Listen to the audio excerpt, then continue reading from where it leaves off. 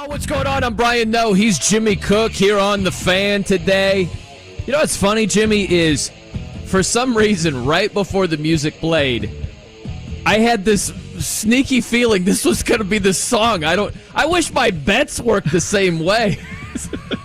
I had this sneaky feeling those sneaky Rockies would pull it out against the Yankees yesterday. I wish I had the same feelings in gambling, but I swear I'm like, I don't know why I'm feeling Crazy Train right now. And then Eddie Garrison, boom, right on cue with some Crazy Train. That was wild. Well, maybe that means that I can tail you today in the hopes that perhaps both of us will have better luck in the betting circles that did not favor us yesterday, especially with that absolutely horrific performance by the New York Yankees. I think a little bit later in the show, Jimmy, no one cares about our bets. It's Zero. a sad reality. Yeah. But it does lead to a thought of mine, advice for non-gamblers. Okay, so I think there's some value in that. Sure. We'll get to that a little bit later in the show and lick our wounds in the process. But how about this? DeAndre Hopkins, 3-time All-Pro receiver. He's headed to the AFC South. He's going to the Tennessee Titans. Now, it's a little bit weird. The structure of the deal is in place. It's expected to be completed in the next few days. You've got, meanwhile, DeAndre Hopkins tweeting, "Tighten up." So it's going to happen. It's just a matter of time, but it's not a done deal yet. Kind of odd, but we're talking 2 years, $26 million. Could be up to $32 million with incentives. So the Titans, who are really low in the weapons department, they get DeAndre Hopkins, who isn't at his prime, obviously, but I think can help out in being opposite Treylon Burks. That's a nice ad for the Titans there. Yeah, I mean, you need an additional leap, as you mentioned, from Burks, right? A lot was asked from him as a rookie last year with A.J. Brown being no longer in Tennessee and being in Philadelphia, and how do you try to replicate that with an offense that, without A.J. Brown, largely one-dimensional, relying on Derrick Henry in the running game. At first, when I saw this move, I thought about the other contenders in the AFC, the true contenders, the Bengals, the Bills, the Chiefs, and I chuckled for a little bit because it's a payday for DeAndre Hopkins, and in my mind, that's really all it is. Big picture, who has a real shot at hoisting the Lombardi Trophy next year.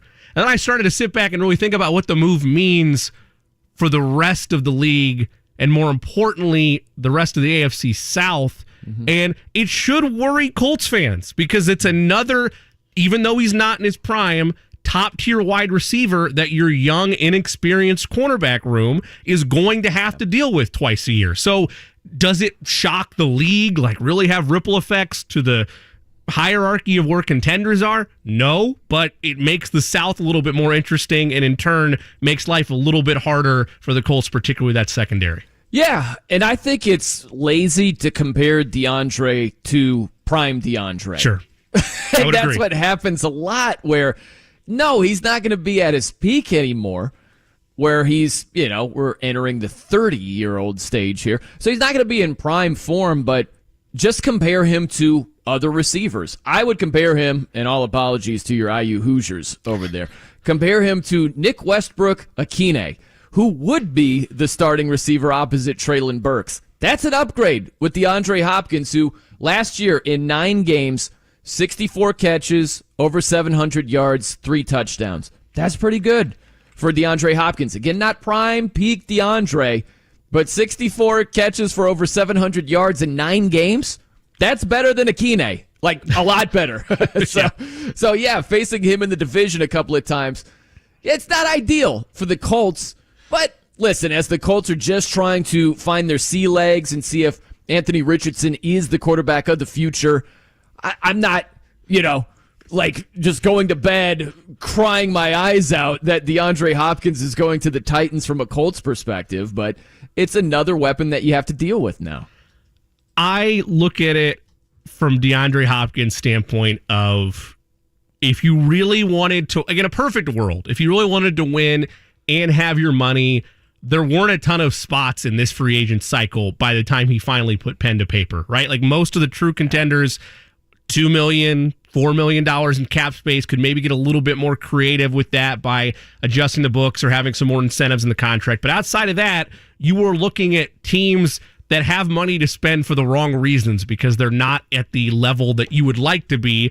as a 31-year-old wide receiver that is edge of his prime or in his twilight, whichever way. I'll argue either way on that and not put up too much of a fight. But that's teams like the Bears, the Panthers, the Colts, the Lions. So for DeAndre Hopkins, like, I get it. You are getting another big payday, one last one in the back end of your career, and you have an opportunity to once again be a wide receiver one. But I don't know. If I was a 31-year-old wide receiver, if the money was even a little bit higher at one of those contending teams, I would have been more prompted to be there where I'm asked to be a number 2 or a number 3 versus where I'm asked to be a clear-cut number 1. I'm going to get the money, but I'm not likely to have championship success in Tennessee. No, I hear you. And you could look at this because it's only a 2-year deal, and we'll have to see the structure of this where it could essentially be a 1-year deal. Mm-hmm. You know, and he's 31 years old right now. So to your point, Jimmy, if you look at this as more so a bridge kind of year, contract-wise, if you go to a contending team, take a haircut in terms of money right now, but if you put up better numbers, you might actually make out better going forward that way because, right, you look at who's throwing you the ball, Tannehill. Now, DeAndre Hopkins at his peak put up monster numbers with just dudes. Yes. He had a year where he had over 1,100 yards receiving, and it was like Brandon Whedon and Brian Hoyer. It's like, how did he do that? TJ Yates started a game, but he's not that guy anymore. So when you look at Ryan Tannehill throwing you the ball, maybe a little Will Levis, we'll see, throwing you the ball.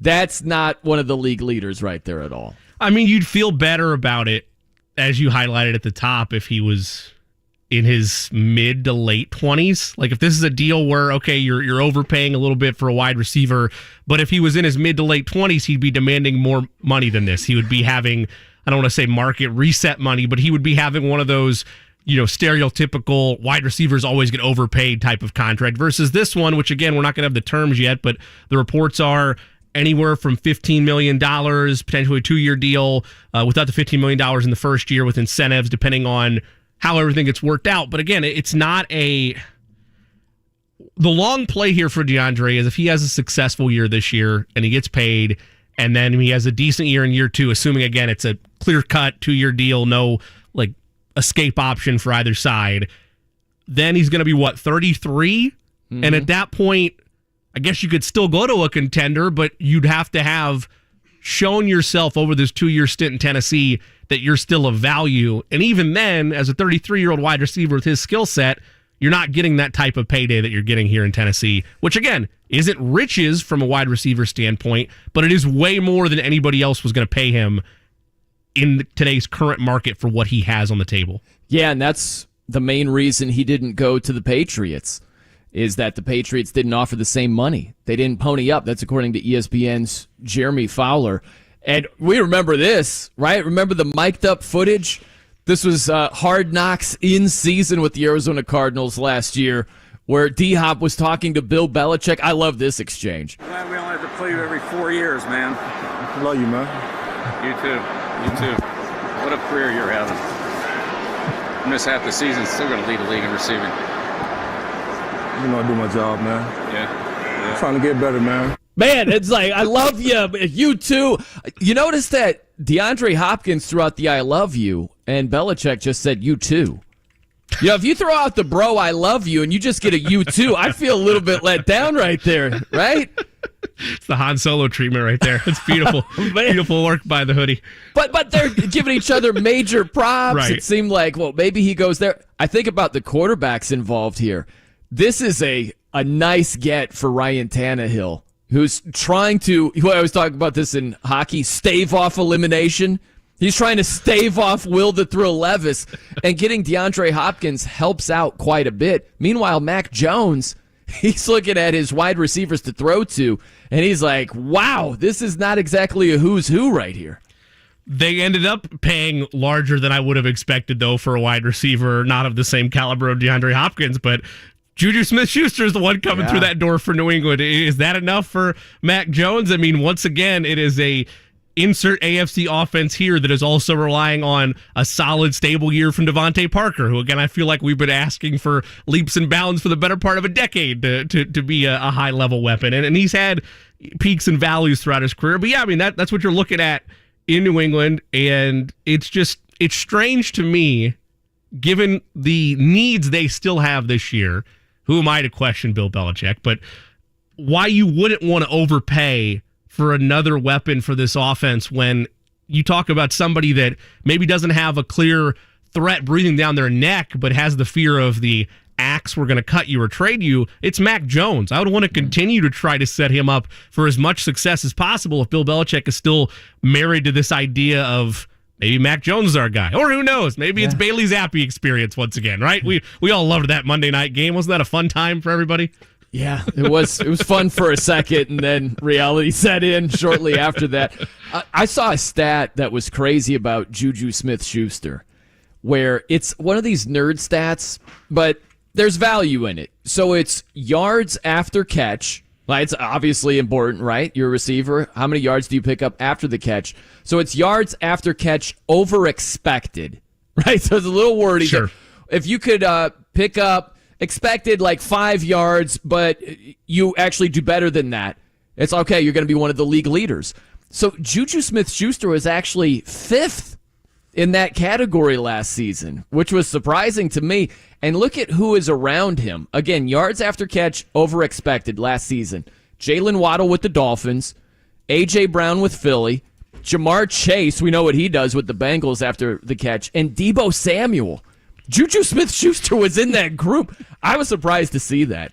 And he played for your Chiefs last year, Jimmy. He did, and the biggest knock on Juju prior to that was he had that great breakout year in 2018 and then fizzled out. And my bang on the table argument, Chiefs homerism be damned last year, was Ben Roethlisberger hasn't been Ben Roethlisberger for about 4 seasons, and it's not all Juju's fault. Now, granted, he also dealt with injuries in 2021, but he starts 14 and plays in 16 games last year, little less than 1,000 yards in an offense where he was not the number 1 option. At times, he was the number 2 or number 3 option. So, again, you're happy as a 26-year-old. He gets a payday. I think it's $11 million a year for 2 years, or it might be $16 million. I don't have the figure in front of me, but he gets a payday, and he cashes out as a 26-year-old. For Hopkins, again, maybe we misjudged where his priorities were. I know there's familiarities there with Vrabel, and he clearly liked the idea of playing in Tennessee, but I don't know. If I was a 31-year-old wide receiver in this league and I had made the money to this point that DeAndre Hopkins has made, I would have been more tempted to ring chase. He doesn't want to do that. More power to him. He wants the money, and he's got the banter of tighten up already in his vernacular. So good for him. One of the worst slogans also, right? Can we be honest for a second? Tighten up is just, it's awful. Is it not? Fins, I love Fins. I'm biased. I'm a Dolphins fan. Fins up. I like is the same one better. with my team name in there, but just tighten up. It rolls off the tongue way better. Fins up or tighten up. Do we know who was first to the party?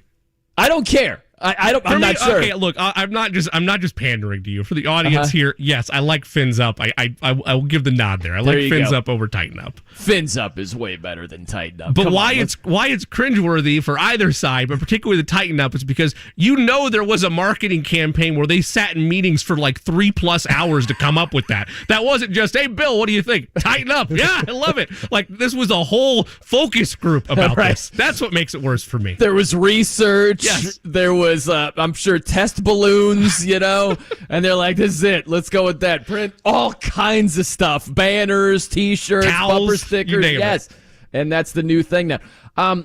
Let's bring it back to the Colts here, Jimmy. You cannot have a drastically different reaction if DeAndre is a Colt versus DeAndre not being a Colt. Is that not fair? I understand there's going to be a little bit of difference where, okay, let's say a diehard Colts fan. DeAndre Hopkins goes to the Colts. Oh, opposite Michael Pittman Jr. This is nice. Yada, yada. You're off and running. You're excited. He goes to a division rival. It can't be, who cares? He's a shell of himself. You can't be a Grand Canyon-sized difference. I'll allow a little bit of grace because of fandom, but it can't be night and day between the two.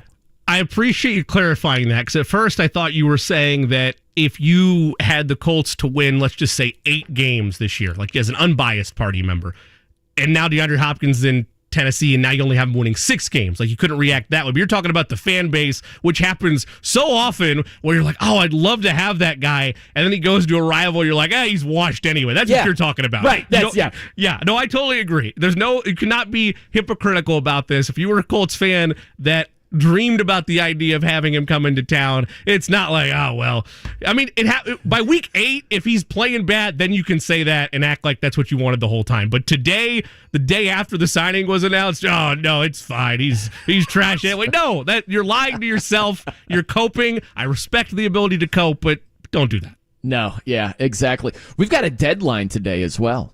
Brian Noe and Jimmy Cook with you here, 93.5 and 107.5 The Fan. It might as well be the running back deadline. It's players that have received the franchise tag. The deadline is 4 p.m. Eastern, Jimmy, for them to work out a long-term extension with their team. And so you've got a couple of big names, Saquon Barkley, Josh Jacobs, who was sensational for the Raiders last season, and Tony Pollard of the Cowboys. Tony Pollard's not expected to sign a long-term extension. And we get these reports with Saquon. Saquon's got new representation. And the Giants reportedly are like, yeah, we don't want to engage in new talks. Like, what? Like, the running back position, Jimmy. And Jonathan Taylor's a part of this. He hasn't received the franchise tag, but he's looking for a long-term extension. It just gets worse and worse each year. It's baffling to me how bad it's gotten. I mentioned this on Friday. We talked about how for Calvin Ridley, he didn't work as a poster child for the gambling scandal. Like, we thought when that happened that, okay, players around the league are going to understand, hey, we can't do this, otherwise the hammer's coming down. In that same vein, and how that ties back to this situation, I thought that it was kind of agreed upon after Le'Veon Bell gave up $14 million to not play for the Steelers back in 2018 and was never the same player after that.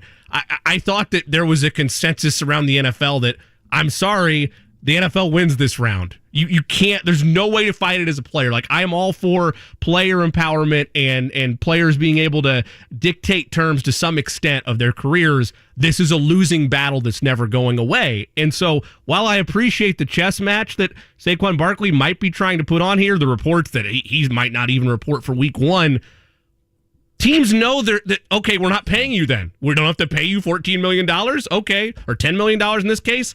Enjoy Cancun, Saquon. We'll see you next year. Like, there's no out. Yeah.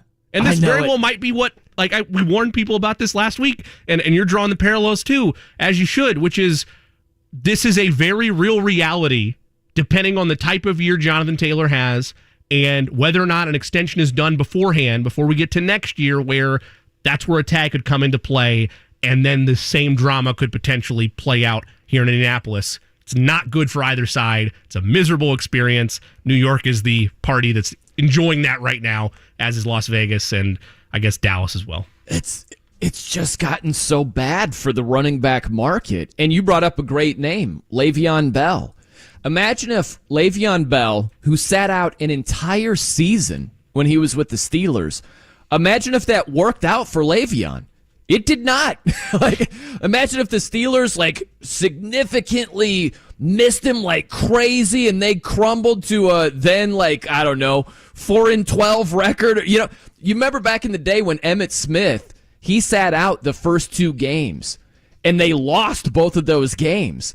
And this was, I forget all the details, but I think it was after they won their first Super Bowl. I forget the timeline exactly, but he sat out the first 2 games. The Cowboys lost both of them. And the Cowboys were like, we need to get this guy back right away. That was in the early 90s, Jimmy. The latest example we have is Le'Veon Bell sitting out an entire season. It ends up really hurting Le'Veon Bell. The money he would have made, what would have happened. He never recouped that money at all. And now we get today the headline, Le'Veon Bell apologizes to Steelers fans for leaving Pittsburgh.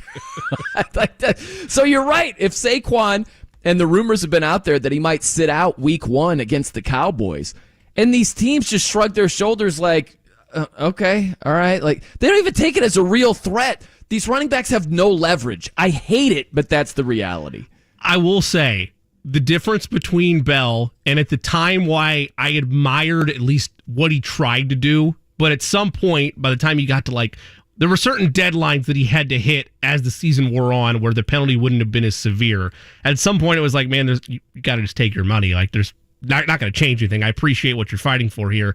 That was the second time he'd been tagged. He'd already been tagged the previous year and had another solid campaign to where it's like, okay, I think I deserve to finally be rewarded for my efforts. And the Steelers are like, nah, we're good. Here's a tag. And he tried to fight it. But again, it didn't work out. He did initially, at least on face value, it's like, oh, he got the win because he got a 4-year, $52.5 million deal from the Jets. Only problem is he only saw about $30 million-ish of that because they cut him after the second year because of how porous he was in New York. So it's horror story after horror story for running backs. And I feel bad for them because unless you have that perfect mixture of age and of situation and of timing, you're unlikely to get an extension and you have to fight on the tag.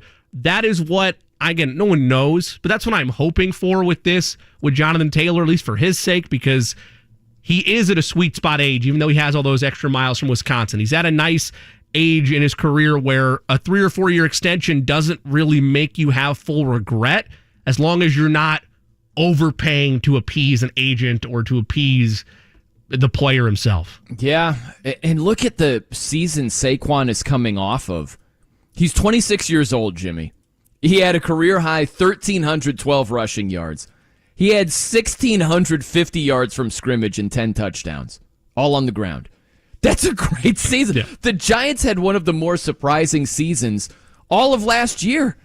We weren't expecting them to be a playoff team, and Saquon Barkley was a big part of that. And the Giants don't even want to re-engage in talks now that Saquon has new representation. That is unbelievable to me. I know it's not anywhere close to the quarterback market name it. It's like the cornerback market, the wide receiver market, the left tackle market. Imagine if there was one of the league leaders in those other positions. He's got new representation, and the team was like, we don't care. We still don't want to talk. I was like, wow, that's where we are with running backs. There's one other thing I want you to hear. So this is Austin Ekeler, Chargers running back. He was a guest on the Rich Eisen show.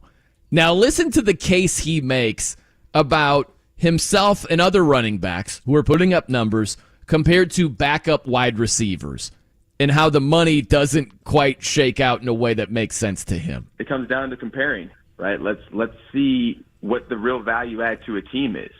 You know, if I'm looking at some of the backup receivers out here that are still making more than me, and that's going to piss me off, right? I'm like, okay, wait a minute. So you're telling me these people or the number 3 receiver is going to make more than me, and I'm the starter. I get more carries. I touch the ball more. I have more of an impact. It causes us to question, right? We're going to fight for that. We're going to fight for, hey, I'm bringing more value to the team than this person. I think I should be compensated for that.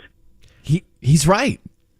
But it's not the way it works. It's maddening, right? Where if you look at Austin Ekeler, he's a great example here where he's not 30 yet. He's getting closer. He's 28 right now. Just turned 28 a couple of months ago. And if you look at the arguments against running backs getting paid, it's, well, they could get hurt. There's a lot of wear and tear. If I'm Austin Ekeler, I'm like, but I didn't get hurt. Like, I had 107 catches last year. I had over 200 carries. Meanwhile, my teammates, he's not going to throw them under the bus. But if we're talking about injuries, Mike Williams. Keenan Allen. And you're talking about me. Well, what if I get hurt? I'm not getting hurt, and I'm still not getting the money just because of the possibility of me breaking down. It's crazy. I'd be pulling my hair out if I was a running back right now. I understand why these guys are at a loss with what's going on with the market here. Ekeler is the most unique of all of these running backs that have either made their voice heard during this process, because for me, I wanted to check to make sure I had his contract situation right. So he signed what turned out to be a 4-year, $24 million deal back in 2020, and he was age 25 when he did that deal. And it was, I don't have time in this segment to do it, but where it puts him now, big picture, is he's the 12th highest paid running back per year, average per year salary in the National Football League, making around 6.1. why that is gross for me is even though he doesn't dominate as like a wrecking ball down by down as maybe Jonathan Taylor or Derrick Henry or Christian McCaffrey, maybe even, he does the second part of that equation, which usually gets you paid, which is he's a phenomenal pass catcher. Right. He is utilized as a dual threat running back in that Los Angeles offense. And so they're going to be at a point, too, where he knows, and why he's going to bat on the Rich Eisen show right now is next year, that's the same boat for him. He's an unrestricted free agent. He'll be 29 at that point in time. And even if you're a great pass catcher, that's where you start to get legitimate danger zone category. You also mentioned the 30-year mark, and we discussed this last week, too. That used to be, at least when I was growing up, the age mark of, well, if they go north of 30 as a running back, you're going to want to, cash out while you can. That's moved 3 years now. It's now 27 years old is where people are like, oh, maybe we need to just be careful with how we're paying these guys, because that is the range. It's not 30 anymore. It's late 20s to where people are like, well, you've been in the league a long time and you might get hurt, so we need to be careful with what type of funds we're going to allocate towards you. Yeah, man, it's the Rodney Dangerfield position is really what it is. They can't get any respect right now. and there's, I don't see what changes it. I really don't, because this is just the market. This is what it is. And teams are going to try to skimp at that position. But if you run across a rare talent, a productive talent, I don't understand why the market is this slim. Like, it is this barren. I have a theory. There's just not money around. What's I have a your theory on it. The theory is that the best running backs, the very best running backs of the last 5 years, for the most part, have all been on bad teams. And they've been on bad teams to a point where these teams are like, well, we have one successful or two successful weapons on offense, and one of them just happens to be our running back, and he's what we would consider otherworldly. Let's pay him a ridiculous amount of money that he's earned, and we'll try to build around him and see if we can build a football team that way. And the teams that have tried to do that have been the likes of the Titans. The Panthers should be on this list, but the 49ers are so immune to any type of high-level contract because of how good their offense is. They turned Christian McCaffrey into a smart money deal over there. Kamara's with the Saints. Nick Chubb's with the Browns. Joe Mixon's with the Bengals, and that's an exception there because the Bengals are talented all across the board. So is he. Aaron Jones is with the Packers. Like, those are your 5 highest paid running backs right now in the league, and most of them are on bad teams that either paid them because it's a ticket seller, it's a franchise piece, and we want to build around him, or it's, well, we have the cap space, this guy's young, let's do it, and then they have bad either ownership qualities or they have bad team building personnel where the deal looks horrendous, and your contenders look around and are like, well, we had a deep playoff run. We had Isaiah Pacheco, a 7th-round pick out of Rutgers, as our running back. Oh, we're fine. We don't need to worry about that. Or we'll do it by committee like the Eagles do. So that's, I think, an overcorrection has happened in the market where good contending teams know as long as they have a good offensive line, they can get it done with a middle-of-the-pack running back as long as they're able to have better key playmakers in other positions. Yeah, listen, there's something to that where there hasn't been that upper echelon top guy be on a Super Bowl winning team lately. I mentioned Emmitt Smith earlier in this same discussion. That's a long time ago, right? Some of those, the first 2 rings, we're talking 30 years ago in the 90s. So that's 3 decades that we're looking at here, and you could go year by year, and you're going to have to squint. You're going to have to squint for a guy who's like an Emmitt Smith type status, where that was the big 3. It was Troy Aikman, it was Michael Irvin, it was Emmitt Smith. Who's the team where it's like, oh, it's the big 3. It's Mahomes, it's Travis Kelce, and it's who? CEH? You know what I mean? It's Isaiah Pacheco now. It's not the same thing, so there's a ripple effect. You might be onto something. All right, we got a lot to do over here. We've got, I ran across an interesting list as far as the non-quarterback MVPs for all 32 teams. We'll dive into that right around the corner because there's something interesting as far as the Colts go. That's on the way. I'm Brian Noe. He's Jimmy Cook. It's 93.5 and 107.5 The Fan.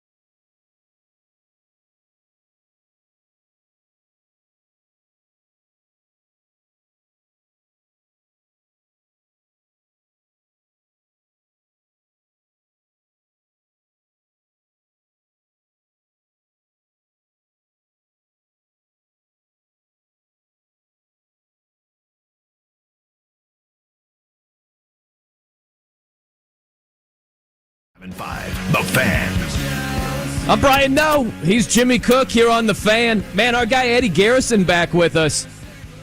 Took a little journey down south, went to Florida, and visited some Buc-ee's rest stops, which are just fantastic. Did you enjoy those rest stops there, Eddie? Oh, it's organized chaos. That's the best way I could describe it. Can I hijack the segment for a second since Buc-ee's is up for debate now? My wife is now wanting to go to Buc-ee's, make a trip so that we can go experience Buc-ee's once. Was it worth it? Oh, yeah. It's worth it. Okay. Oh, yeah, it is. All right. It's an experience. You got food. Yep. Drinks. For anyone who hasn't been there, it's gigantic. It's I don't know how many football fields this is, but you go into just your regular rest stop and, get some gas, go to the bathroom, maybe pick up something to drink. You walk in there and you smell like barbecue sandwiches and there's stuffed animals and like places to take selfies. And you're like, what is happening? It's like the size of Walmart. It's enormous, man. It's crazy. Well, crazy. That'll definitely be a Cook family adventure at some point because I'm already getting questions about it from my wife and mother-in-law taking a trip to Buc-ee's. They were especially jealous because Eddie got to experience some Buc-ee's during his trip. Not once, but twice. Twice, man, doubling down. I love it. Hit it on the way there and hit it on the way back. The funny thing is, last year, my girl and I went, I think the first time we went, it was to a Falcons game. And we're just driving, and it just so happened we were like, hey, let's stop here. We stopped and we're like, what is this? So I think it's even better when you just blindly stumble onto it, But either way, you get any merch there, Eddie? Anything? I did not. We got some merch last year, though. When we stopped by, we got some cups. So we've got cups at the house that we use. And then I think she got a shirt. Olivia, my girlfriend, I think she got a shirt, but I think that's all that we bought in terms of merch. Yeah. Hey, not bad. I do have a Buc-ee's stuffed animal laying around. We went all in. Ooh, you got the beaver? Yeah, we got the beaver right there. We had to get it. Buc-ee the beaver. Okay, so I ran across this list on The Athletic, Jimmy. So this is the non-quarterback MVPs for all 32 teams. And I thought there were a few things to take away from this. Otherwise known as the Offensive or Defensive Player of the Year awards, as we more commonly refer to them. Yeah. Right, pretty much, yeah. So for the Colts, they went with Jonathan Taylor. And James Boyd did the write-up, and he just wrote a few things like this is going to greatly help Anthony Richardson's development. And when you're able to run the ball effectively, it's going to take some pressure off his shoulders. Obviously, I'm paraphrasing, but that's what he was going for. And I just stopped and I thought about this. And I looked at the teams that had a running back as their non-QB MVP. There were 6 teams, okay?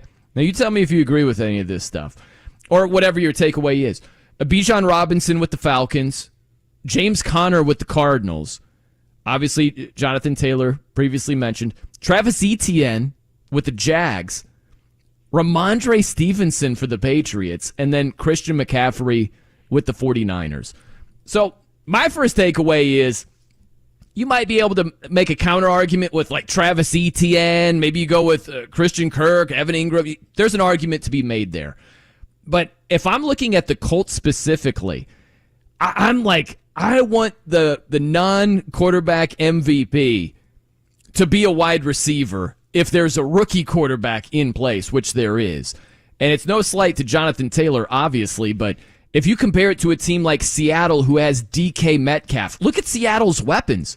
You've got DK, you've got a couple other receivers where Tyler Lockett is there. Mm-hmm. They just drafted Jackson Smith and Jigba out of Ohio State, one of the 19 first-rounders that C.J. Stroud had over there, but I digress. We forgot the V there. Yeah, that's penalty. Might have done that on purpose there with them being 9-point favorites on the road against the Irish. But I would much rather have that type of supporting cast than the non-quarterback MVP is a running back. I just, that's not a great formula for success, in my opinion. I'd rather have the top wideout than the top running back. Well, it ties back to our conversation last segment of why running backs are being undervalued in this league or why they are being labeled with the monetary value that they are, which is because we can look at a non-MVP list and be upset. And I agree with you. I would rather have the wide receiver as well. We can be upset that it's a running back leading the charge.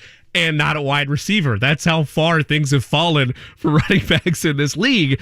But I don't disagree with you, because if I was going to be looking at my young quarterback or my rookie quarterback, and one of the marks on him is, well, his completion percentage or just his ability to stay accurate over the course of a game, I would want to have high volume pass catchers that are reliable, that are clear and cut MVPs. The other side of this coin, though, and this doesn't take anything away from Jonathan Taylor, because James isn't wrong. He's the best player on this football team right now.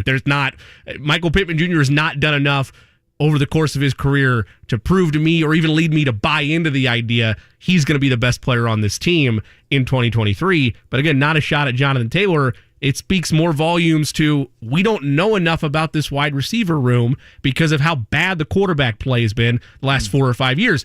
That's the Colts' fault, but it's not Michael Pittman Jr.'s fault. It's not Alec Pierce's fault. So while I'm with you, I would like it to be a wide receiver if I was choosing a non-quarterback MVP. It can't be in this situation because Jonathan Taylor is the only one on this roster that's proven he belongs in any type of non-QB MVP conversation.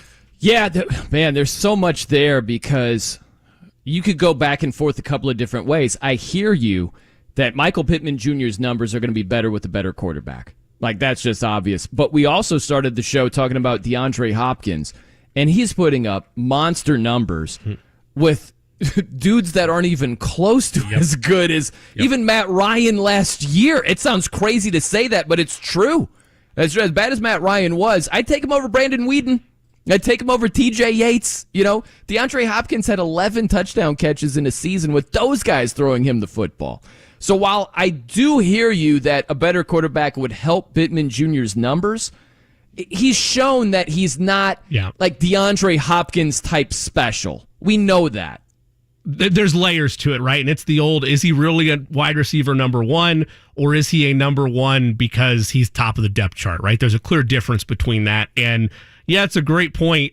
If you're an elite wide receiver, your numbers, of course, would be better with an elite quarterback. But if you're one of the best, you would have the ability to, oh my gosh, how did he make that play? Like out of this world type of highlights that just aren't as occurring for Michael Pittman Jr. over this stretch as it was with the laundry list of quarterbacks that DeAndre Hopkins had to deal with in Houston over his time there before Deshaun Watson came into town. And they had a brief, connection together in terms of the offense and how it flowed, and they had a playoff appearance out of it and had a division title. So yeah, there's layers to that of separation, and it's why it's all the more concerning for me of how much better will Michael Pittman Jr. be with a high-level quarterback. I want him to, and again, let me backtrack high level. We'll say a better quarterback than what he had last year. Like, how is he going to play for an Anthony Richardson, assuming Richardson is better than what the Colts threw out there last year? Because the other philosophy of thinking about this, Brian, is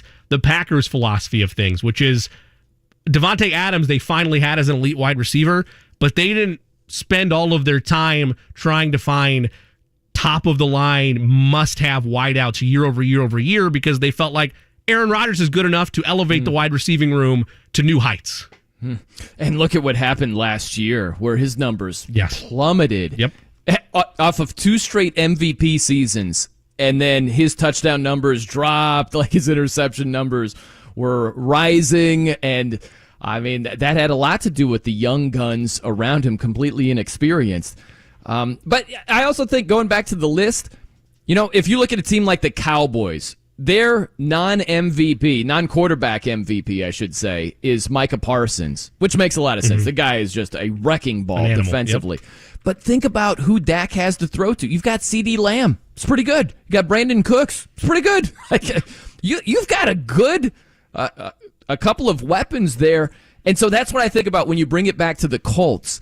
If Anthony Richardson doesn't pop, we could say this. You would start looking closer at Pittman Jr. and Alec Pierce and saying, maybe it's them. You know what I mean? Like, they haven't risen to the level where you could say, if Anthony Richardson sputters initially, you look and you say, nah, it's on him. Like, he's got good enough weapons to throw to where if his numbers aren't good, it's him.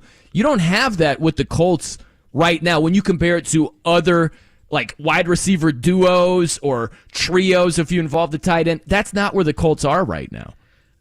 I've said this before, and I still believe it, again, barring an incredible turnaround from that wide receiver room this year. I do not think the wide receiver one that is going to be the Robin to an Anthony Richardson Batman is on this team right now. Yeah, right. And it's the same, if not every team is like this, but if I'm trying to do the guesswork of a front office of, okay, where around the league was it year 2 or year 3 by the time the front office realized we need a weapon. We need a difference maker for this quarterback. And you've seen it in 2 prime examples the last couple of years. It's the acquisition of Stephon Diggs to Buffalo to have Josh Allen have his number 1 wide receiver, and it's the acquisition of A.J. Brown by the Eagles via the Titans to pair him up with Jalen Hurts. And both had immediate results and both transformed those offenses to new heights. So it is very much a drifting away from the MVP conversation and more towards a team-building conversation.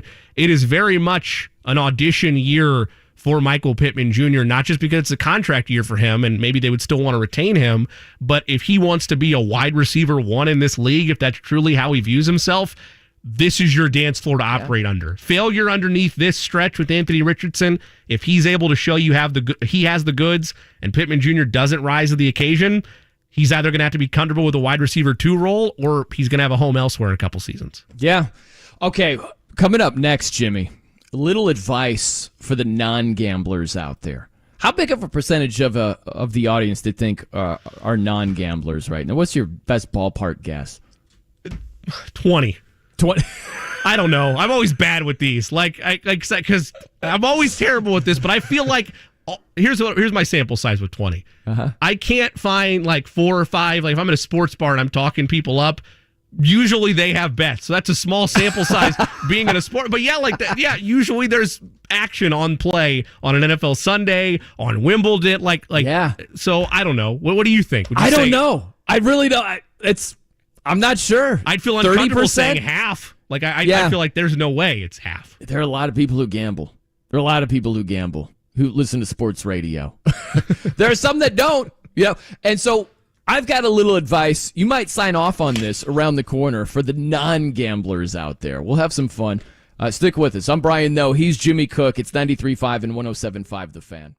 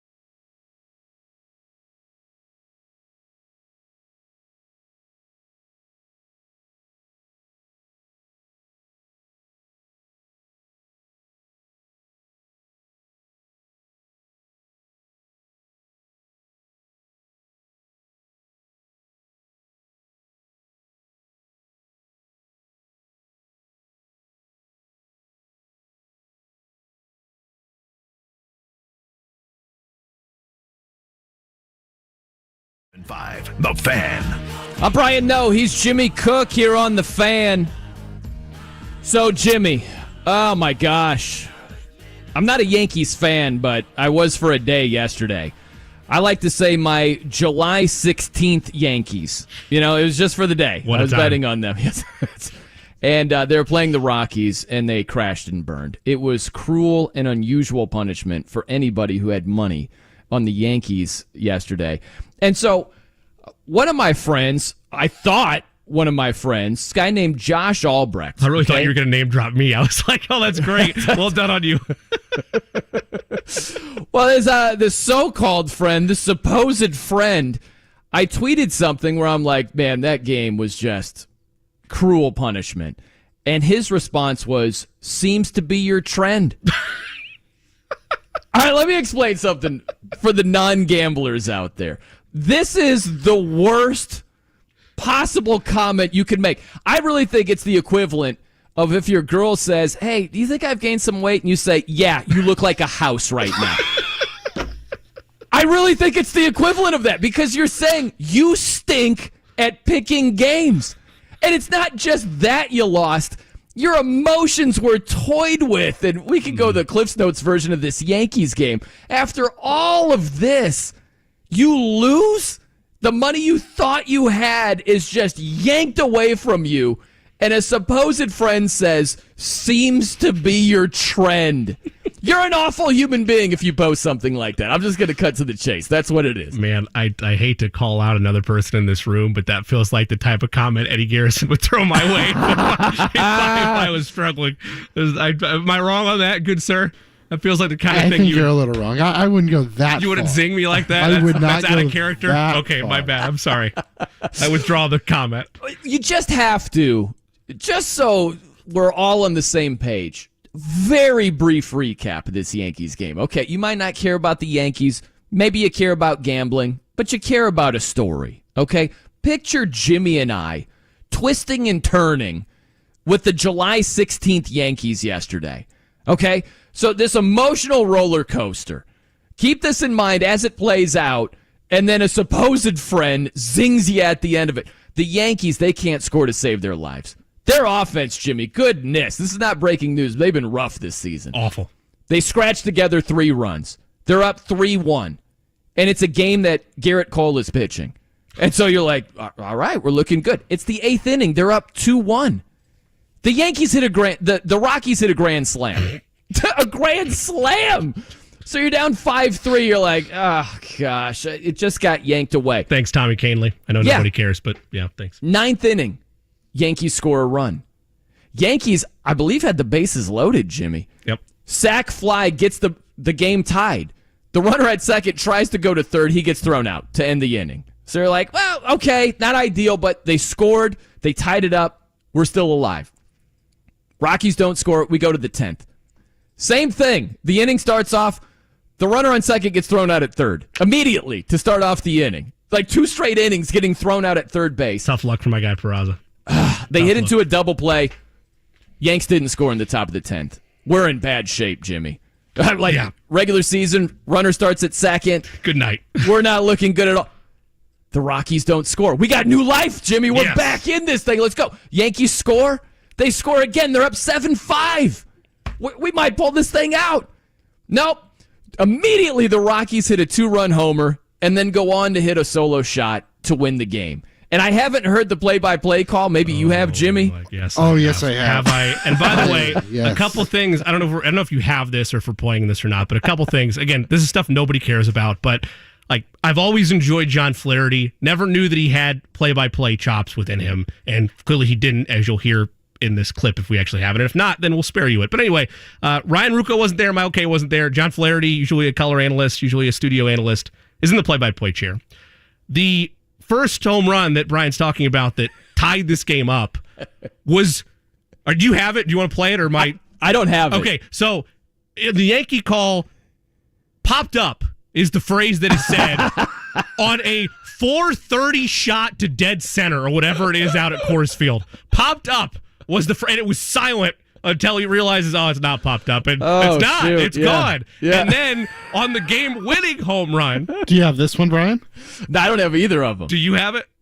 I heard it. Okay, I have it. Like, I know what it was. Whoever the batter was that hit this walk-off home run, the Right. phrase was, got 120 at-bats, has yet to hit a home run, pitch. Until now, Yankees lose 8-7 final. Unreal. It was brutal on all experiences. The one takeaway for our listeners that don't care much, everybody loves some Yankee misery. It just happens to be mixed in with Brian Noe and Jimmy Cook bet losses as well. Well, and that's the thing. So after all of this, like, we're going to win. We're going to lose. No, we're going to win. No, we lost. Like, just up, down, up, down. Seems to be your trend is the response after all that. Are you kidding me? Like, here's the thing. Would you ever say this if you're like, man, I just got fired? Seems to be your trend. Man, I just got dumped. Seems to be your trend. You're having a little bit of problems with the ladies over there. No one would ever say that. But for some reason with betting, for the non-gamblers, that just tells me he's a non-gambler. No gambler would say that. They wouldn't cut that deep. It feels like that's the kind of line that you would get if you're like, from a comparative standpoint, because the examples you gave are extremes, but to a gambler, it probably does resonate on that level. Would be like if you're 3-putting all day and you're like, man, I just can't figure out my putter. That seems to be your trend. Like a shot a buddy would give you on the golf course. So I'm assuming with this so-called friend relationship, he's not making that statement out of pocket unless there's a real bond there versus me, like, just to a random guy that's posted pics like, seems to be your trend, friend. If you need a good laugh, here's the television call of the game winner. Okay. Trejo, 120 at-bats, does not have a home run this year. Until now, a game-winning walk-off home run. Why, John? From Alan Trejo. Why, John? Why? That's really well done. But Yes Network right there is the credit. how about if we put our thinking caps on here? Let's pool our resources here. Let's come up with a list of appropriate responses. If you just got your heart yanked out and you thought you were going to win and you don't, and you post something like, man, that was a tough beat. Appropriate responses would be something like, man, that sucks. Something like that. Seems to be your trend. I have a go-to. So I have a buddy that's a diehard Purdue fan. I obviously went to Indiana. And I held back. I didn't do it after their loss in the tournament. I did not pull this out, but it's from How I Met Your Mother, a sitcom from the 2000s. They have a bit within the show called a condolence five. A guy really likes high fives, and he's trying to have condolence high fives be a thing. And there's this gif where the friend that thought it was lame, something bad happens to the friend that thought it was cool, and he's like, my condolences, and he gives a high five up. So that's what I send whenever I'm being like tongue-in-cheek to a buddy who has experienced a tremendous sports loss or gambling loss. I think you either go positive, something like, you'll rally. You'll get them next time. Or misery loves company, like, oh, dude, I lost money on that one, too. Or just your common, that sucks, man. Oh, that's brutal. There's no greeting card section at Hallmark for gambling losses. I don't know if that's like an underrated market they need to get into or what. Untapped resource right there. Absolutely. But when you swing the other way and seems to be your trend, not only did you lose this one, you've lost other heartbreakers that I'd like to remind you of. Oh, my gosh. I got to delete this guy's number right away. I got to block him right away. That's a radio silence, I'd say, for at least a couple days at minimum. No doubt. All right, coming up next, our guy Scott Agness. Let's talk some Pacers, a little bit of Summer League with them and beyond. That's on the way. I'm Brian Noe. He's Jimmy Cook. It's 93.5 and 107.5 The Fan.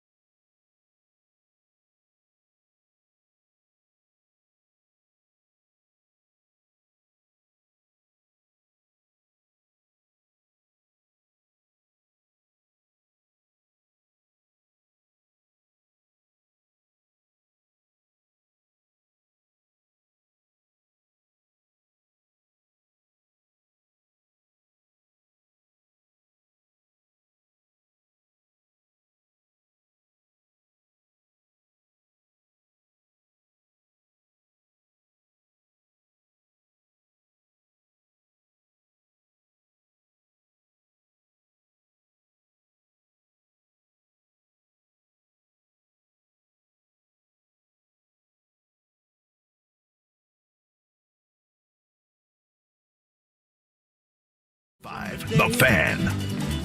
I'm Brian Noe. He's Jimmy Cook here on The Fan. I want to welcome in Scott Agness. Covers the Pacers for Fieldhouse Files. Also, 1075thefan.com.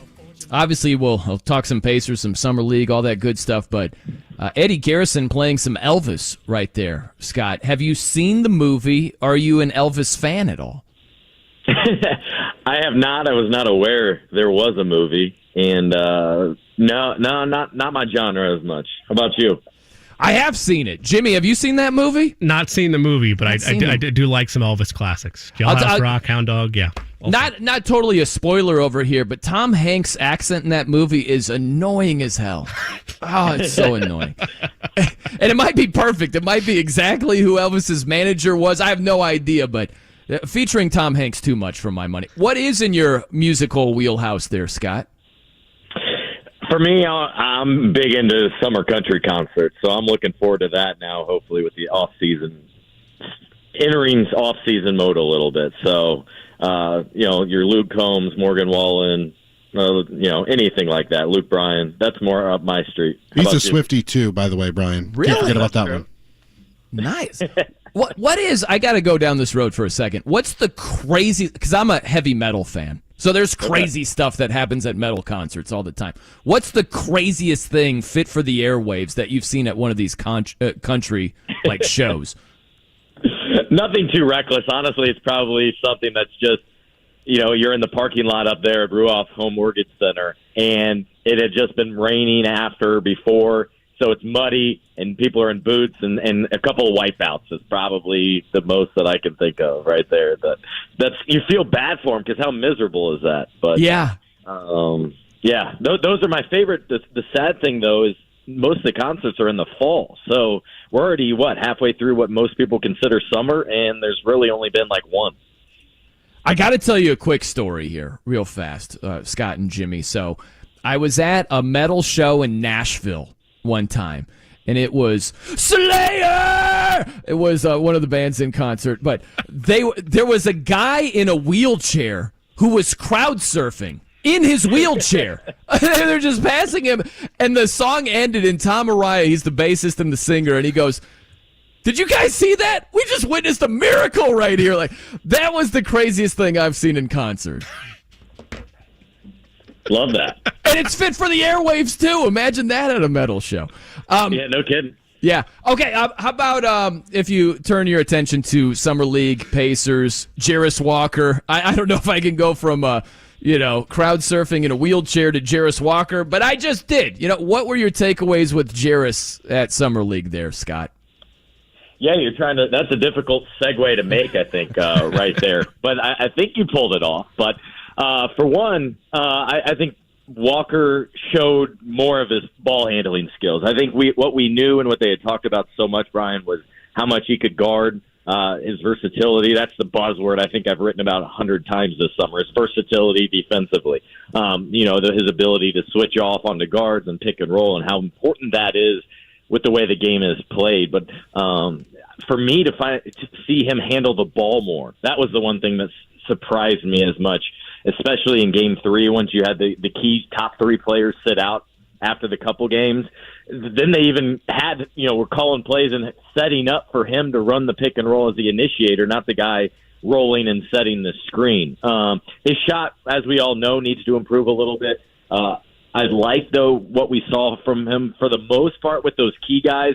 The trouble was, and this is where it's hard to kind of put it in perspective or even take a lot from it, is once that roster is heavily depleted, I don't think Jarris is ever going to be your number 1 or number 2 guy. So for him to be thrusted into that role, yes, it is good experience, but it removes, I think, the role in which he's most comfortable and will be contributing moving forward, right? Like, he's not going to be called upon to bring up the ball all the time and be the number 1 guy. So that was the difficult thing, is the offense really sputtered and really didn't get going.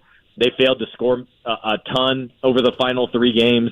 And then because of that, I think the defense suffered. And that was probably my most disappointing takeaway in all this, is for how much they've been talking about defense as a whole. The defense was not very good for the final 3 games.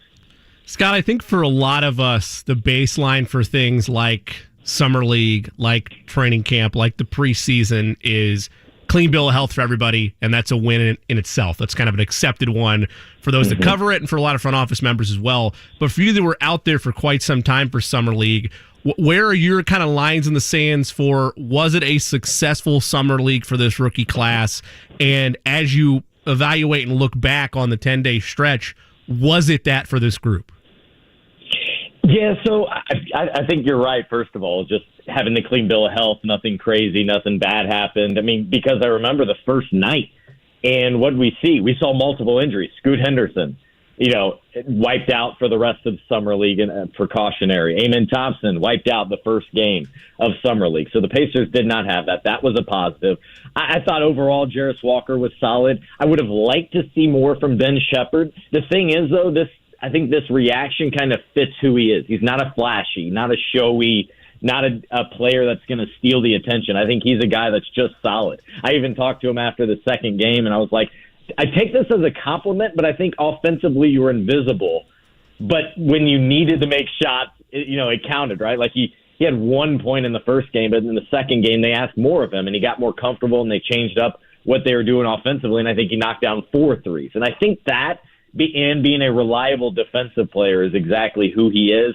Although I will say in the last game is when, in the last couple games, you would have liked to see him show up more. So that a little bit was disappointing. Otherwise, my other grand takeaway was I think Andrew Nembhard, far too good for Summer League. He was just steady and solid, and this was a completely different team when he was out there. And with Benedict Mathurin, it was almost like he was trying too much.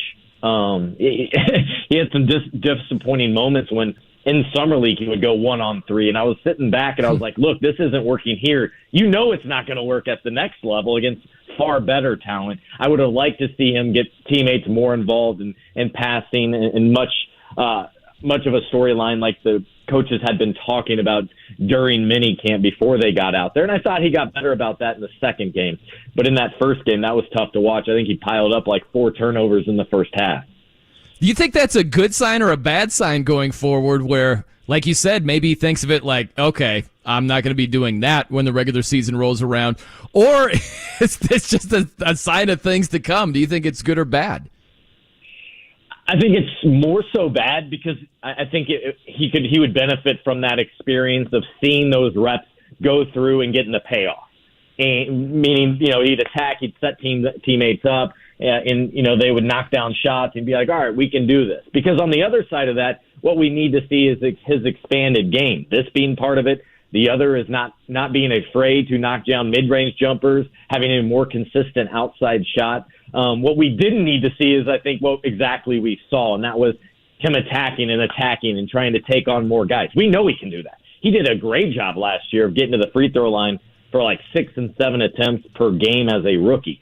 That's the part of the game that is a known commodity here. Now we need to see more, and so I would have liked to see more expansion. Are the areas, though, that you saw struggles from him, do they outweigh where those strengths are? And either way, is it at least areas of film work where, okay, we can develop further and we can fix those issues? Yeah, I think so. And we even saw that halfway through the first game as they went to the locker room. And Gennaro Pargo, the Summer League coach, and others even mentioned this to him. I know Lloyd Pierce did after the game. It's like, hey, man, let's set teammates up. Let's get others involved. We don't need to keep attacking 1-on-3. And then defensively, I think in the big picture is the other thing. We want to see more steady improvement from Benedict. So he really wants to be a two-way player. And knowing him and what he has said several times is not just a two-way player. He wants to be the best two-way player. But we need to see a consistent improvement on the defensive end of the ball where sometimes he wouldn't do what Rick Carlisle wanted. Sometimes he wouldn't do what the flow of the defense was. And sometimes he would just get straight up beat by his defender. But one thing that also is notable here is we saw Team Canada announce their roster for the World Cup, and neither Mathurin nor Nembhard are on that, as was expected. We did not expect for them to participate. They're really trying to be locked into this offseason where we see so many guys take their biggest jump from year 1 to year 2. And so the good thing is Mathurin had a terrific rookie season, and yet look at what we keep talking about is so many different ways we want to see him improve and get better. He's Scott Agness. He's a country fan. He's a Swiftie. He covers the Pacers for Fieldhouse Files. How about this, Scott, where you like that? Does that work well? I've never been introduced by that, but I'll take it. I think it really accentuates Fieldhouse Files is what we want to do. We need an attention grabber over here, right? Top of the resume right there. Yeah, Yep. right, exactly. What did you think of the plan to only play guys for a game or two? We saw that with Ben Mathurin. We saw it with Wembanyama. Did you generally like it or dislike it, where it felt like load management's a part of Summer League now? No, I think this is exactly what it is and what it has been for years. I didn't expect those guys to play more than 2 games, and they really didn't. Jarris took the last game off. If you go back several years, usually the top rookie plays no more than 3 or 4 games. I think because Ben Shepherd kind of had an underwhelming couple of showings that they decided to have him play the 5th, and that's great. Why not? In Wemby's case, for example, you got to remember that he played for like the last month overseas with his French team. So he had been playing not just professional basketball, but he had been playing like playoff basketball while all of his peers were going through pre-draft workouts and that sort of thing. So I'm good with that. The other thing is you could tell that just in a short time, the little areas in which he's going to be able to improve by adding some strength, by adding more of a reliable shot and things like that. So from a basketball standpoint, yes, we would have liked to see him more. That's a big reason why for the first time ever, the first 3 nights were sold out at Summer League. Like, I remember, Jimmy, right, when it was like one day, it maybe been the first day, and it was Zion, and that was it, and then tickets were easy to come by. One big difference I can tell you about this year, the significant difference was how it just felt a lot bigger, fuller, meaning the crowd. And like the gym was always cold and packed, it was so hot this year. I wanted to say that was because there was more people and they didn't accommodate for that. But because of that, there was also less mingling. There was less, I think, interactions with NBA personnel and scouts and media and such kind of between the 2 gyms like we had been so accustomed to doing. So that was one big difference, is it just felt bigger and much more to a detriment, I think, more like an entertainment product and less about these players and the top draft picks getting valuable reps. When you look at the rest of the Pacers Summer League roster, and Jarris Walker, I would completely agree with you, is the highlight of the Summer League and definitely deserves, flowers for that, of showing the type of player that he is, at league at that level, right? You take it with a grain of salt because it's Summer League. But the rest of this roster, a lot of guys potentially fighting for early impressions, not just with the Pacers, with just league-wide as a whole. Who impressed you the most on this roster outside of Walker? I think my number one guy was Andrew Nembhard, but he's got a solidified. He already has a spot, right? Exactly. Yeah, so that's not that big a deal. I think Isaiah Wong reiterated exactly who he is, and he's a bucket getter. The one thing he was trying to add to his game and get more experience at was point guard, because team executives and his agents were all saying, hey, to have a place in the NBA, you're going to have to be a 1. You've been a 2 your entire life. You're going to have to be a 1 to have a chance here. So he was trying to handle the ball more. We saw that.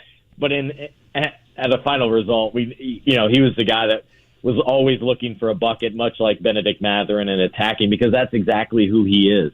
To the same respect, I thought Oscar Tshiebwe, again, reiterated who he was. It's just a dominant rebounder whose other skills are kind of raw, and that's maybe a positive here because he's on a 2-way contract with the Pacers, which means he's a relatively cheap deal. It's worth half of the league minimum. And it gives him an opportunity and a platform here with the Mad Ants coming up this next season to just commit to playing more professional basketball and getting those valuable reps while also having the ability to being called up by the Pacers team. But outside of that, the guys that maybe are fringe guys, I'm not sure anyone made an impression that jumped out or, oh my goodness, maybe they have to sign him or anything like that. I thought the overwhelming note was just how much of a drop-off there was after the first 2 games when the core 3 players were absent. Hey, Scott, good stuff, bud. Appreciate the time. We'll catch you down the road. All right, sounds good. Thanks, guys. Thank you. There he is, Scott Agness, covers the Pacers for Fieldhouse Files, also 1075thefan.com. Good stuff right there. How your level of enthusiasm for the Summer League, Jimmy, like Pacers, all things considered, what would you put it at on a scale from 1 to 10? I'm going to put it at a 6 because Jarris Walker carries the day for a large portion of that. I mean, there's a lot of different ways from his passing ability to just his overall game that I'm like, okay, I need to see what it's like now against the very best. This is a among your peers type of event with a couple journeymen here and there. Let's see how you are at the next level for this team. But it's lowered a little bit because, and we talked about this with Scott a couple weeks ago as well, there's no doubt that Bennett Mathurin was asked or assigned the role of, hey, we want you to run this show. We want you to dominate things for us, and it's your time to shine in terms of being a go-to option, even though he'll be a running mate with Tyrese Halliburton. They'll either split or Halliburton will win out those roles. And there was more negatives or areas for growth, depending on how you want to look at it for him, than there were next-level positives. Not to say I'm ready to hit a panic button, but this rebuild and this team being a potential contender in 3 to 4 years, or a Pacers team that, like most of their history, are just competitive enough to be around the playoffs, maybe sniff a conference final once every 5-7 years, that is dictated in my mind by the type of player Bennett Mathurin becomes. I hope he matures, man. Yeah. I really do, because I hope that was just a trial for him. Yeah. Where he's like, let me try some wild stuff and just see. They got it out of his system or something. That's like a Rodman Vegas bender or something like I don't know what was going on there. But yeah, you got to see. That's the thing. We talk about this on the NFL level all the time with quarterback, just decision making on the field, like where you're going with the football. We talk about it ad nauseum. It's the same thing in basketball. What are you doing decision-wise? What shots are you taking? What shots are you passing up? What shots are you helping to set up your teammates? You know, like all that type of stuff. Decision-making is a huge part of being effective. And when you see, like, troubling signs in Summer League, I hope he's just trying some wild stuff and that was it. But if that's a thing, if that's a sign of things to come, that is not good at all for the Pacers. And I'm more of the glass half full look at it. Like, I don't believe that's going to be solely what is the true look of the Pacers with Bennett Mathurin on this roster. I think that from a standpoint, and Scott outlined it pretty well, of what you would have hoped for from him, it is he looks like a true leader of a unit, and they're just getting open for looks, and he's distributing the ball well, and it's a nice solid flow of the offense. And granted, it did improve a little bit once they had those conversations after the second game for kind of where things were at and what they liked, what they didn't like from him. But again, he's still very young to the point that, you know, I'm not going to judge him too harshly on it, but if we get to a stretch where, and I don't think this will happen, but you got to throw it out there just because who knows with where this young core is, there's friction or there's confusion for what needs to happen in crunch time. Again, this roster is built to a point where I want Bennett Mathurin to be the second best or higher option on this team 5 years from now. Where he was drafted and the player they want him to be, that's what I need from him. And if it's forced or if it's to a point where he doesn't understand that role or can never reach that potential, there's a cap for how far this team is able to go as the roster is currently constructed. It's Brian Noe and Jimmy Cook with you here on The Fan. What's the craziest thing you've seen in concert, Jimmy? So you know, I'm not a big concert guy, so I don't have any wild stories. There's got to be something. You've been to shows, right? There's got to be one thing that, you know. I mean, I've seen guys fall downstairs before because they were too drunk, but nothing like. I mean, it's hard to follow up old man wheelchair at a metal concert crowd surfing, right? That was wild. I can't top that. That was a wild one right there. A wild one. Okay, I'll give you a wild list. How about that? I just saw on SportsCenter. This is tremendous. So they put together a graphic. The Titans they're in the process of landing DeAndre Hopkins, the 5-time Pro Bowl wide receiver. So SportsCenter put together this list. So this is the Titans wide receivers and head coach in terms of the career receiving touchdowns list, including the playoffs, okay? So at the top of the list is DeAndre Hopkins. He's got 72 touchdown grabs in his entire career. Bottom of the list, Treylon Burks. Rookie last season, he's got one. He's got one touchdown. Nick Westbrook, Akine, he's got 7. Wide receiver Chris Moore, he's got 8. So outside of DeAndre Hopkins, the next guy with the most touchdown catches is the head coach, Mike Vrabel. He's got 12. So it's DeAndre Hopkins and Mike Vrabel, 1-2 in terms of the most touchdown catches on that team.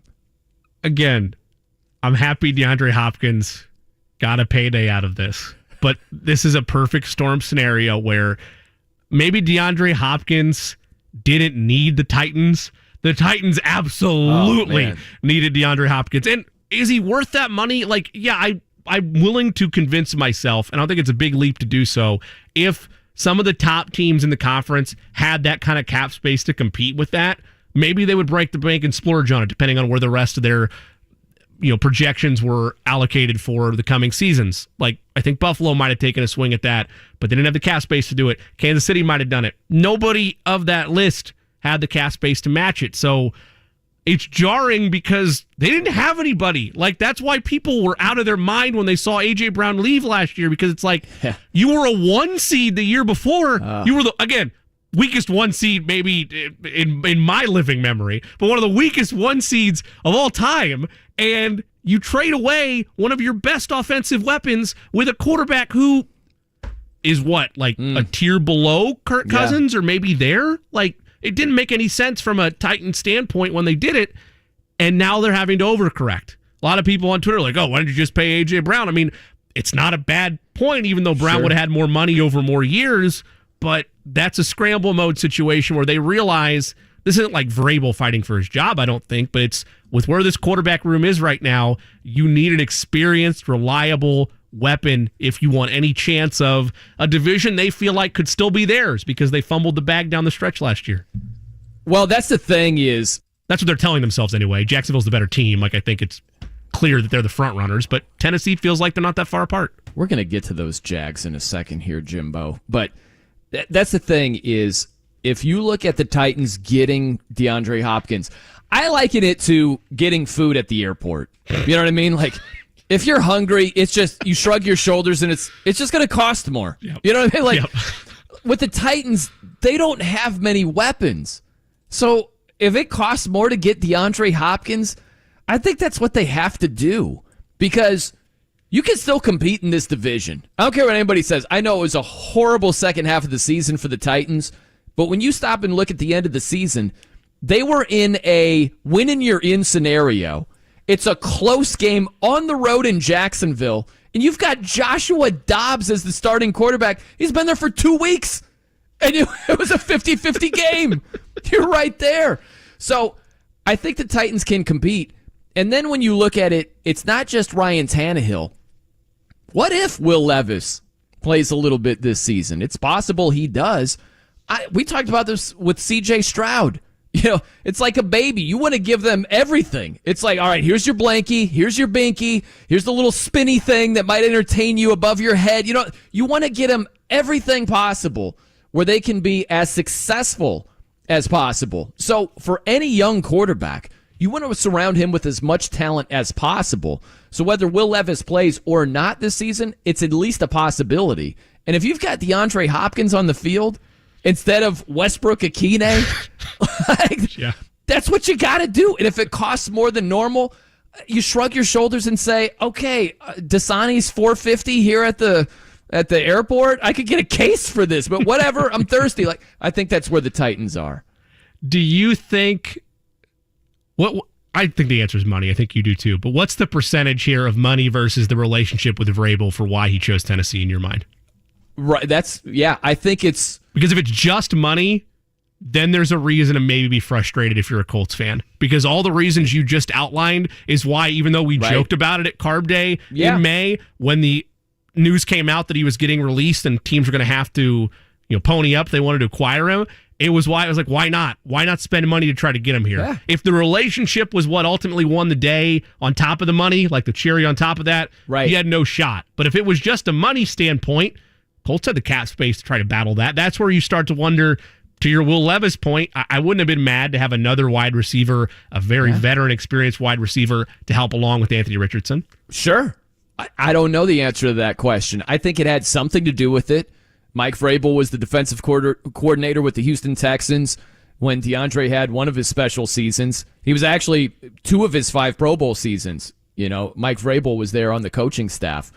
And now the offensive coordinator with the Titans, Tim Kelly, he was calling plays for the Texans when DeAndre was still there. So that familiarity, that could be a big reason why.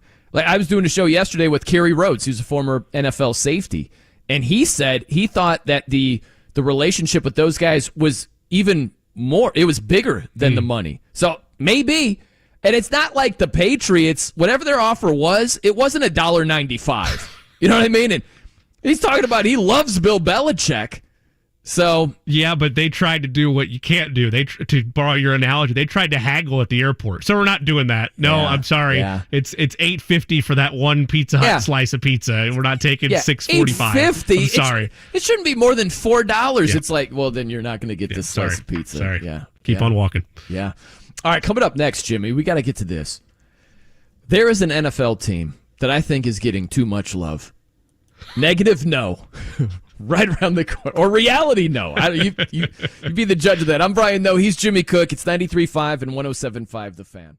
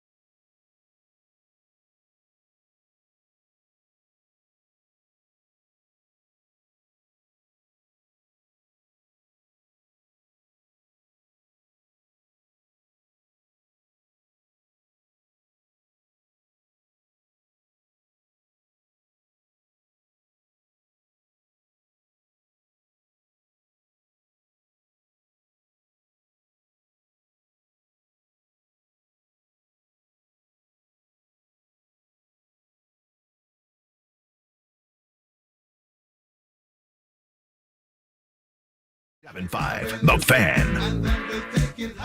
I'm Brian, no. He's Jimmy Cook here on The Fan. I need to know the name of this song, Eddie, and who sings it. It's called, the song is called Electric Avenue, and it's by Eddie Grant. Yeah, it's a great song. Love the song. It just puts me in a good mood. And I don't know if Eddie Grant's a one-hit wonder or not. I've never heard that man in my life. You, Jimmy? You an Eddie Grant guy? I mean, I like Electric Avenue. I was jamming Avenue. Along, but no, I could not throw out another Eddie Grant song. I could not either. Have you heard of Eddie Grant before, Eddie? Other than this song, no. He's apparently a British songwriter. Eddie, Eddy, for those scoring fraudulent. He's a fraud. The Eddie community pushes aside EDDY. Get it out of here. I do that with the fake Bryans, where it's BRYAN. You're just you're a goofy Ryan is what you are if you spell Brian that way. So I didn't know that about Eddie. Eddie Garrison talking about like EDDY that way, but that's funny. I like that. Okay, so I got to say something here, Jimmy, and I don't think you're going to dislike it. You might disagree with it slightly. I'm not sure, but the Jacksonville Jaguars, these guys over here, like, I get why they have the shortest odds to win the division this season. I get that. They have a lot of talent. They took a major step forward. Trevor Lawrence is easily right now the best quarterback in the division. So I get the reasons why. But they're minus 165. And for the non-gamblers out there, they, along with the Chiefs, have the best odds to win their respective divisions. And I look at that and I'm like, look at the rest of the division. The Titans are 4-1. The Colts higher than 5-1. Texans are 8-1. And Jacksonville, you got to lay 165. You got to risk 165 to win 100. And I'm like, hold on just a second. This was a team that was 9-8 last season. That, again, going back to Week 18, it was a 50-50 ball game at home against Joshua Dobbs. Like, I think that's just too much, where a lot of people have them as a shoo-in to win the division. I'm like, I'm not there. I think they might. I think they've got a great chance, but as if it's a done deal already, that goes way too far for me. Seems like your trend.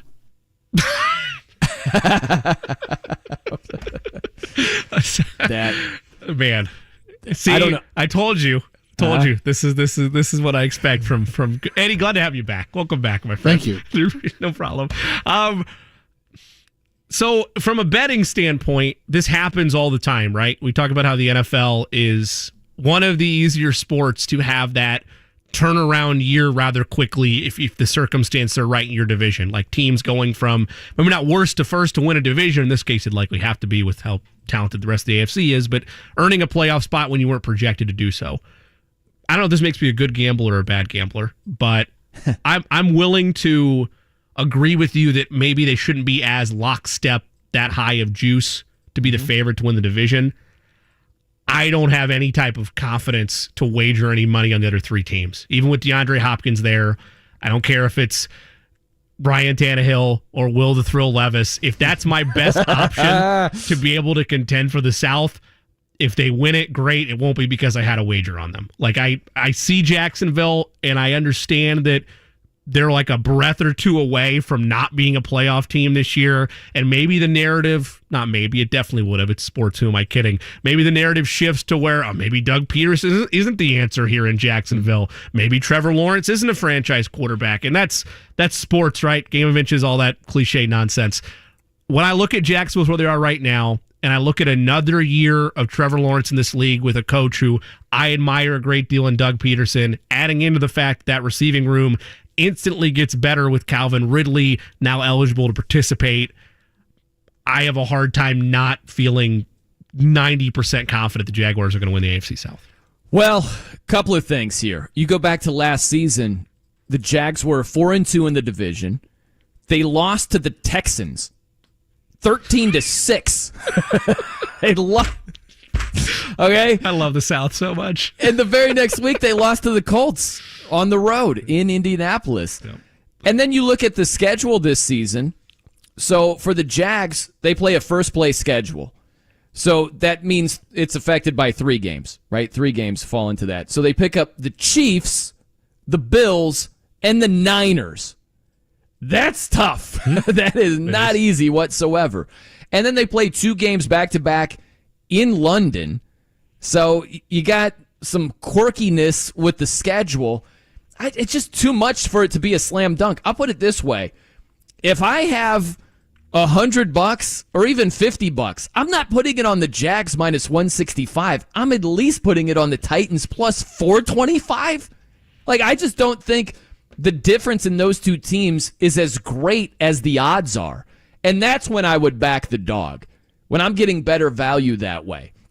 I think sometimes you can get seduced by the potential payout, but when the odds are way longer than the reality, I'm going to back the underdog. And so I would absolutely throw some cash at the Titans before I do Jacksonville. Here's my thing, though, and I don't disagree with you, right? Like, I'm probably not going to lay the minus 165 for a lot of different reasons, in part because even though I do feel extremely confident the Jaguars are going to win the South, it's a weird division, man. It's like just the games you just outlined. There are weird head-scratching games within that division on a weekly basis to a point where, like, you would hope that as Jacksonville being a front runner and favored where they are, there'll be weird games and they won't be fun wins, but they'll still win at the end of the day, right? If you had that feeling about the Jaguars, we're not having this conversation, but it's still a large segment of the NFL where it's like, okay, you did it last year. You earned a ticket just barely to the dance. Do it again for me. Do it in convincing fashion now. But you mentioned underdog flair and the odds being there. I need something to root for or a reason to be impressed enough to take a ticket. Like when I look at the rest of the divisions as I have them up in front of me, what about the Chargers, through anybody. Look, I make the jokes every year about how NFL Network will continue 8 years running to pick the Chargers to finally win the AFC West, and maybe this is the year they're right. They're plus 340. I wouldn't be mad at getting Justin Herbert at plus 340, even with Mahomes in the wings, but that wasn't the example I was going to go off of. It's not as strong, but I'd be more comfortable in my mind, and yes, I'm bullish on this man, so sue me. I'd take plus 270 with the Jets and Aaron Rodgers to win over the Bills before I would take the Titans at plus 430 over the Jags. Because I can see it. I can see a clear run where, yeah, the Jets could win that division. Like, I could see a pathway there. I can't see it with the Titans, because what am I rooting for? Another dominant season from Derrick Henry? Ryan Tannehill to suddenly become a better quarterback because he has an outside of his prime DeAndre Hopkins? Will Levis ends up being the otherworldly quarterback that you think he's going to be? I don't have a dog to root for in Tennessee. I don't. Okay, now here's the thing. If you bet on the Jets, sure, and they don't win the division, sure, I might hit you with the tweet that says seems to be your trend. Because that's just crazy to me. Like, I get what you're saying. I was looking for a comparable juice metric, and you'd be surprised at how hard the gap is to find for that. Most of them, it's plus 140 to plus 1. There's very few teams that the division leader is minus anything. It's the teams you outline, the Niners, the Chiefs, and the Jaguars and Eagles. I just think there's way too much traffic in the way with the Jets. Yeah. I think the Titans have a much better shot to win their division than the Jets do theirs. Because we all know about the Bills. That's a talented roster. They've made it to the playoffs. They've actually made a little bit of noise in the playoffs at times. The Dolphins are incredibly talented. If Tua is upright this season, I know that's a big if, they've got a chance to make significant playoff noise. And then, like the Patriots, if that's the team that's the caboose, that's a much better caboose than a lot of other divisions. Compare the Patriots to the Texans. You know what I mean? Like, that's what we're looking at. Yeah. So I think the Jets have way too much in their way, a lot more in their way than the Titans do. I know we're down on the Titans, and I don't want to make them sound like world beaters here, but they just had a horrible stretch last season, but they play a smash mouth style of football. They've been consistent. Ryan Tannehill missed a handful of games due to injury last season. That could repeat itself, but let's play the what-if game. What if Ryan Tannehill is healthier this season? This might blow your mind, Jimmy. I didn't know this until I looked it up. But in terms of passer rating last year, Trevor Lawrence took a major step forward, right? Mm-hmm. Trevor Lawrence's passer rating was 0.6 better than Ryan Tannehill's.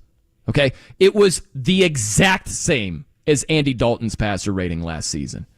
That's what Trevor Lawrence did. And he was good. Don't get me wrong. But just because he took a major step forward, sometimes we're making more out of it than there is to make. We're making it sound like it was like the second passer rating in the season. Right? Like, he was good. But and I think the Jags were a lot like that as well, where previous year, 3-14. So 9-8 felt like, whoa, look, they're 13-4. You know what I mean? Like, it wasn't as good as it felt. And with the Titans going forward to this season, it's not as bad. It's not as dire as it felt last season when they just completely went the other way. They went south in the second half. The reason that I am so frustrated by the Titans is the only reason, and it matters in the National Football League, the only reason we're having these conversations of, hey, look out for Tennessee, is because Mike Vrabel's there, is because he's a very, very good football coach, and much like, another name of a roster that it doesn't pop, and maybe this roster is better than the Titans right now, you could argue that for days, but I admire Mike Tomlin the same way. He's in over his head with where the division is at right now in the AFC North, but he's a great football coach, and he always is able to get the most out of whatever's in front of him. So is Mike Vrabel, able to do the same thing, win ugly, win in a way that isn't the sexy highlight plays on SportsCenter, but it's good enough to win, and that's all that matters in this league. So I admire that, and I'm willing to have this conversation, but in years past, that type of play style is good enough to win this division. And why the Vegas markets, who knows, Vegas is wrong all the time, but why they're viewing them as a clear-cut favorite in the same lengths, the Jaguars, as the Niners, as the Eagles, as the Chiefs, is because Trevor Lawrence at times last year finally looked like the prospect that he had been coronated as the second he took a football field at Clemson. And I don't know, I can't guarantee he was going to repeat that, but if he does, if he takes that leap forward and he is the franchise quarterback a lot of people thought he was going to be out of college, Mike Vrabel's way of winning is not going to pan out the way it has in years past. It just won't. And it'll be a 11-5 division win for the Titans or for the Jaguars, and the Titans will probably be 7-9. Yeah, listen, man, it's I think that sometimes you got to look a little closer. I'm not accusing you of not doing that. I'm just saying in general, where I think there's a tendency to look at the Titans and be like, man, the wheels fell off the track. Like, screw this team. They're heading south, right? Like, they're on the downward spin right here. I've felt that way about them for the last 5 years because it's been Derrick Henry, and their way of winning is an older way of winning that almost doesn't work anymore, which is an average quarterback, an elite running game, and hoping your defense can carry you to the promised land. And that can win sometimes, but this is just a train that I've seen lose wheels over the years, and a spare tire in DeAndre Hopkins doesn't move the needle for me with them. Well, they lost 7 games to close the season, but they lost to the Bengals by 4 points. Sure. They lost to the Chargers by 3. They're playing with Joshua Dobbs for a couple of games at the end of the year. That can't just be glossed over. Like, that was a dude they signed off the street because they're like, man, well, Malik Willis sucks right now. And like, that's why I'm trying to let you and the audience know that mine isn't just last year's 7-game sample size. I've never had the proper respect for the Titans because the way today, not always, but the way today's NFL is won is with elite quarterback play. And am I spoiled, and a lot of this generation spoiled because everybody's being sold as an elite quarterback, and you see Joe Burrow and Josh Allen, Patrick Mahomes, Jalen Hurts every week, and you think that's the only way to win? Yeah, that's probably a lost art of it in today's NFL, but you've seen different iterations of Ryan Tannehill with the Titans and Mike Vrabel at the helm, and that philosophy of winning, like, you're not your best case, but their best case is that they're right on Will Levis, and he turns into something special for them. Yeah. I just don't see it with Tannehill anymore, even with the addition of DeAndre Hopkins. But it all also relies, to your point, Brian, on the Jaguars taking another leap forward. If they stall out, then yeah, it's going to be a 9-win team that probably wins this division, and maybe the Titans deserve more respect because of that. Well, let's go to music. Okay, the Jacksonville Jaguars are more of a new band. They were really brand new last season with Doug Peterson there. Mm-hmm. And it just felt like, oh, this is fresh, this is new, they've stunk for a while. Man, things are looking so much better. Tennessee is a band that has had a couple of hits, but now they've just put out their 5th album, and it sounds very similar, and there's nothing really exciting, and it's just, it feels differently. But I would just caution people, don't get sucked into how it feels. You know what I mean? Where if you look closer at Jacksonville, they won 5 games down the stretch of the regular season. So they beat the Cowboys in a weird overtime game where there was a pick 6 and they won it. That's a 50-50 ball game. You know what I mean? Like, the last game of the year against the Titans, that's a 50-50 ball game against Joshua Dobbs. So I think there's sometimes this tendency to think, well, the way it ended last season or the way it felt last season, that's going to automatically carry into this upcoming season. It doesn't always work like that. And so when I look at Trevor Lawrence as good as he looked last year and as good of a sign as it was for Jacksonville, he's still in the same ballpark as Ryan Tannehill in passer rating. When it's all said and done, those guys are putting up comparable passing numbers.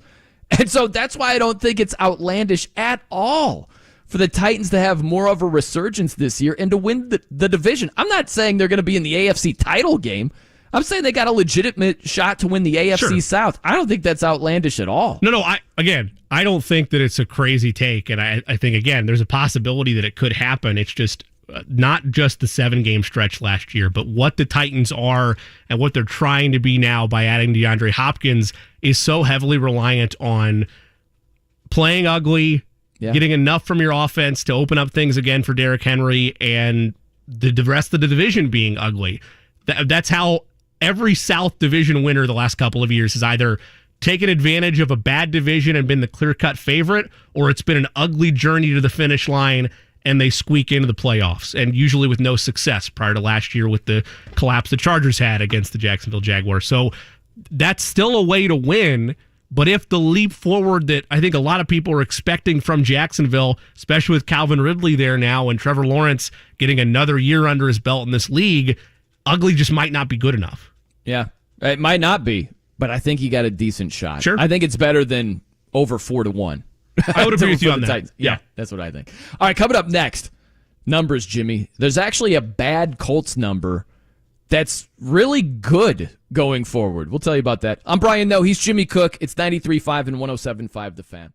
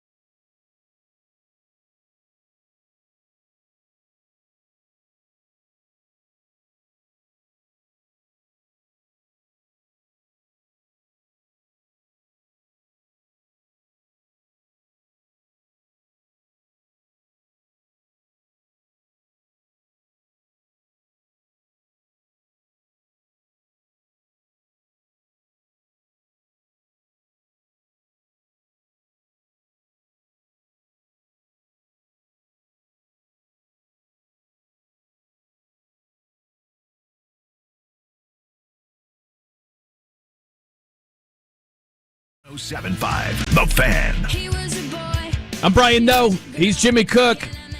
You know, I think concerts are a great tool for bets. Jimmy, just listening to this song, I'd be like, man, I'd hate to go to this concert. Who is this? It's Avril Lavigne. Oh, man, I'd hate to go to an Avril Lavigne show. That'd be a great bet of, like, if you're wrong, you got to go see her concert. I feel like that should be part of the mix. Didn't see Avril Lavigne taking strays on a Monday, but hey, here we are. I'm just saying, I lost a bet. I had to go see Dave Matthews Band. Awful. Terrible experience. Hated it. I'm sorry. My condolences. Great musicians. No doubt. Great musicians. Just not my cup of tea right there, Jimmy. But I got a couple of numbers to throw at you. So I'll give you the Mission Impossible numbers. But let's start with the Colts here. So Shaq Leonard, we all know he didn't play a whole lot last season. I didn't know the exact number of defensive snaps. You might know this, Jimmy. I didn't know. Only 74. Not great.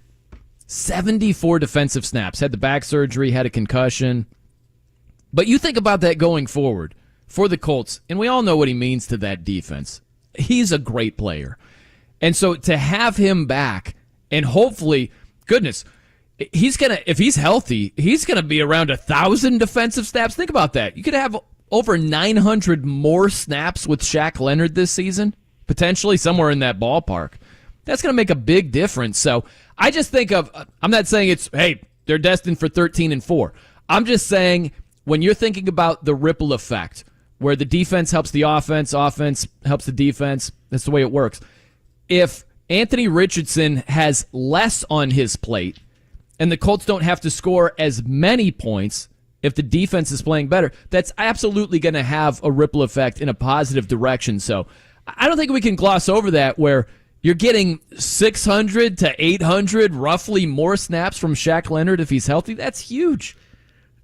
We can't look at a roster and see multiple holes on the defensive end for a team that, I don't want to say they got a pass defensively last year, because I think Gus Bradley got the most out of that group he could. And yes, the wheels fell off like everything did for that team last year. But with the absence of Isaiah Rodgers, with a cornerback room that is kind of built solely on what Kenny Moore is able to do in a contract year in his own right as the most veteran experienced player, and relying on a lot of rookies, especially Juju Brents, to rise to the occasion. That's just in the cornerback room. With what Gus Bradley wants to do defensively, again, you got what you could out of that linebacker room a year ago, but so much of what they're going to rise and fall for as defensive unit is dictated by not just the availability of Shaq Leonard, but him getting close to where he was a player before he's dealt with these injuries. Maybe that's too big of an ask, but the further that the answer is no, he can't get back to that level, you got to start by obviously having the snaps and being on the field. It becomes much more difficult for what the Colts are going to do with him in the years to come with what he's being paid. Right. Listen, there's a seesaw effect where you get Shaq Leonard back. Good. You got some rookies at really important positions, like at cornerback. Bad. Probably bad, at least at times. So I'm not expecting them to be the 85 Bears. But when you have DeForest Buckner, Shaq Leonard, you just start with that. That's a good place to start. So I don't expect them to be a train wreck, is really all I'm saying. And when you're not a train wreck, that can help your offense as well, especially when you have a young guy starting a bunch of games in Anthony Richardson. By the way, are you a Mission Impossible fan at all, Jimmy? Massively so. Really? Massively so. Love Mission Impossible. We're going to have to tap back into this, but Mission Impossible Dead Reckoning Part 1. Oh. You've seen it already? I saw it on opening weekend. It was everything I hoped it would be and more. It was great. Had a great time. I'm refreshing my mind because I didn't realize there were already 6 of these out already. I've seen like Ghost Protocol and the first one, and so we're going through the catalog before seeing the 7th one, the latest one. Yep. And second one not great. No, not great at all. Very forgettable. The second one. Yep. Kind of forgot the third one, so I'm refreshing my memory. Again, the 4th one, Ghost Protocol. Third one is spoiler alert. Again, you've had 17 years. I don't feel bad for it. Don't spoil it. Don't do it. You haven't seen them yet. I can't remember. The third one, Philip Seymour Hoffman is in the third one. That's not a spoiler. Okay. If you don't know who that is, then I can't help you. All right. He's a great bad guy in those movies. But the latest Mission Impossible, $235 million at the global box office. So that includes franchise opening weekend records in 35 worldwide markets. It sounds fancy. I hear it's a little bit down. Which is it? Is it crushing it, or is it a little bit down? I think it's good for where post-COVID movie theater numbers are, and I think it's better than what they had for Fallout, which came out in 2018, like in terms of an opening weekend, but I don't think it was as eye-popping as they wanted to. This is getting into metrics nobody cares about, but Mission Impossible is an older franchise, and in the past, it's been the second and third weeks where they've made more money because older fans aren't usually going to primetime opening weekend. They'll make their way when they do. Huh. We'll see if that ends up being accurate or not. That's a statement from Forbes or just a couple different places that analyze this kind of stuff. So I know no one was expecting to get that on the Fan today, but there you go. Here we are. You never know, right? That's the beauty. All right, coming up next, John Glennon.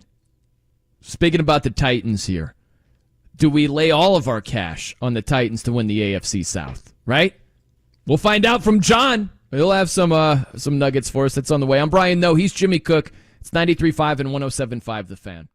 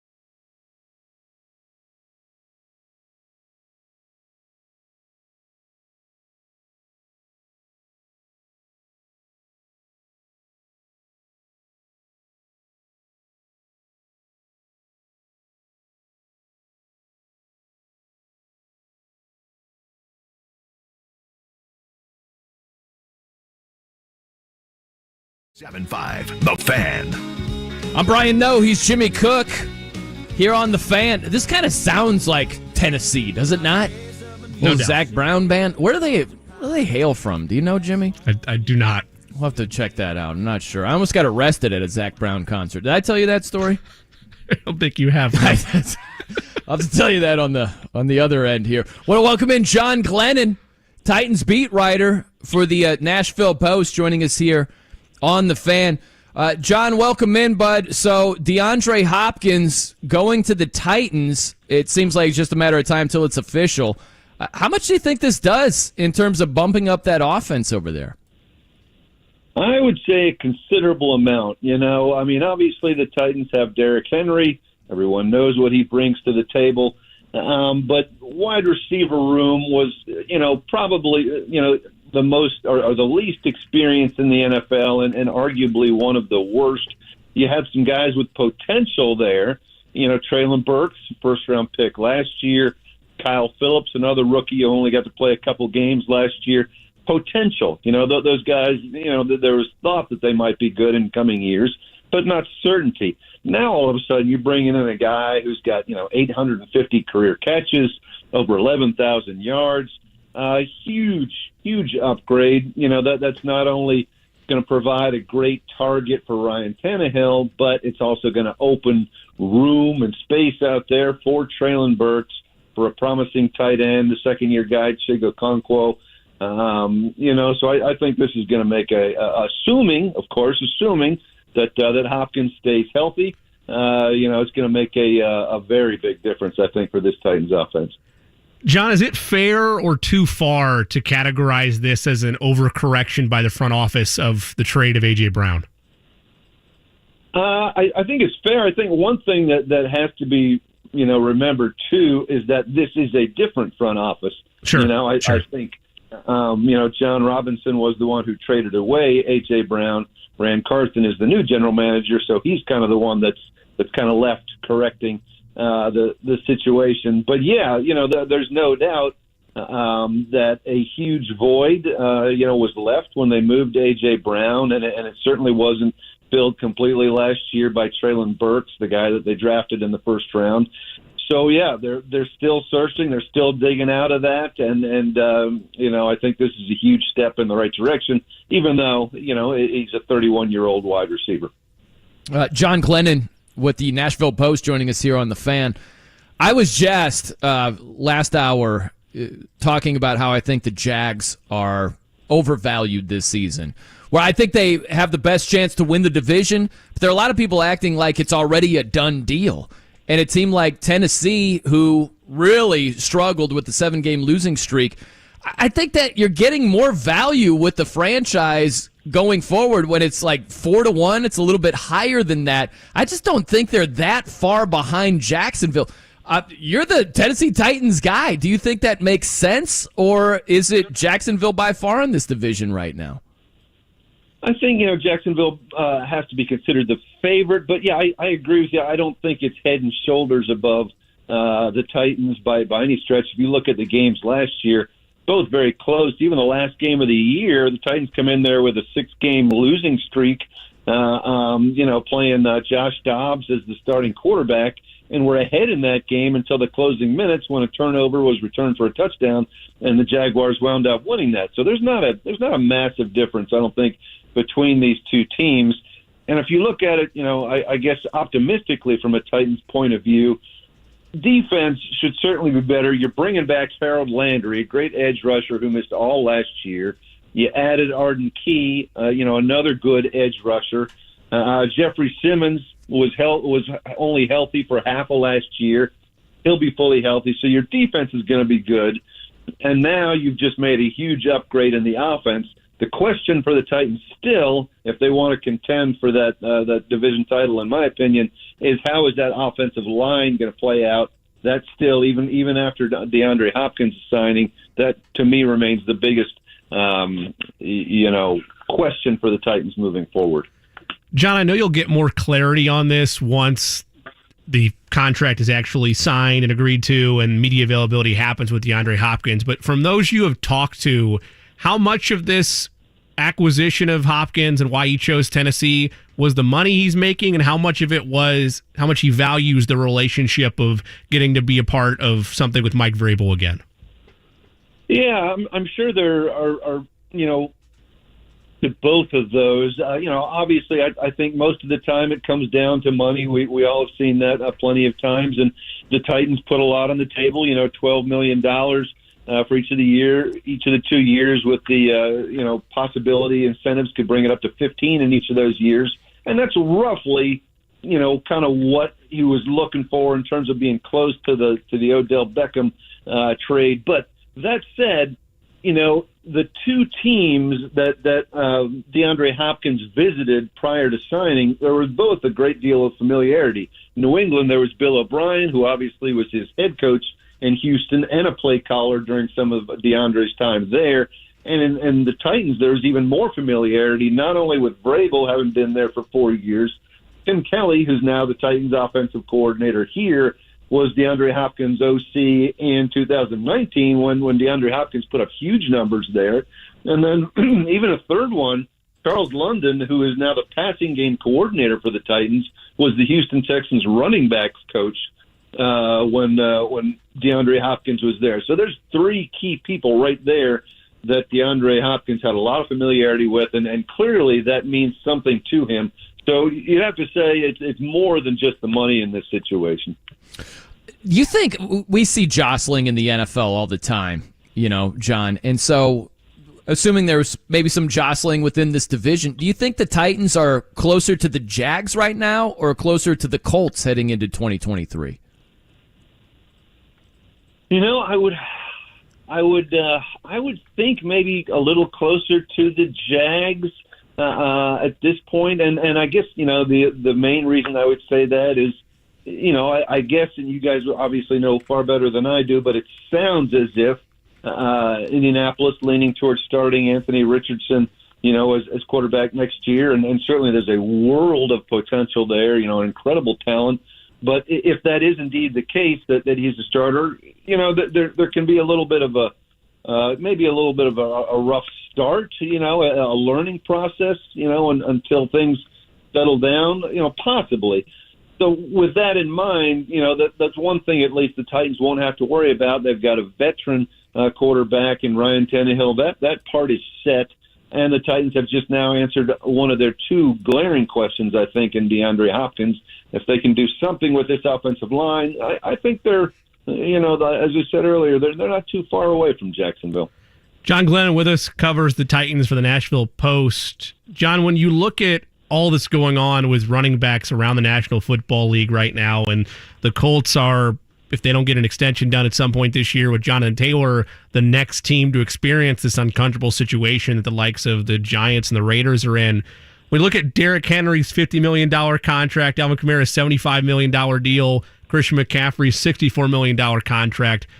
Are we officially done with those days of big paydays for high-volume backs? I know Henry isn't the pass catcher that Kamara or McCaffrey is, but still impacted the Titans in such a way they paid him premium market money. Are those days done now? It certainly looks that way, doesn't it? When you see the Vikings, of course, this offseason too, cutting Dalvin Cook, who still certainly one of the better backs in the NFL. It's clear that the value is not there, and that even when the value is there, I think is when when running backs are very young and early on in their career.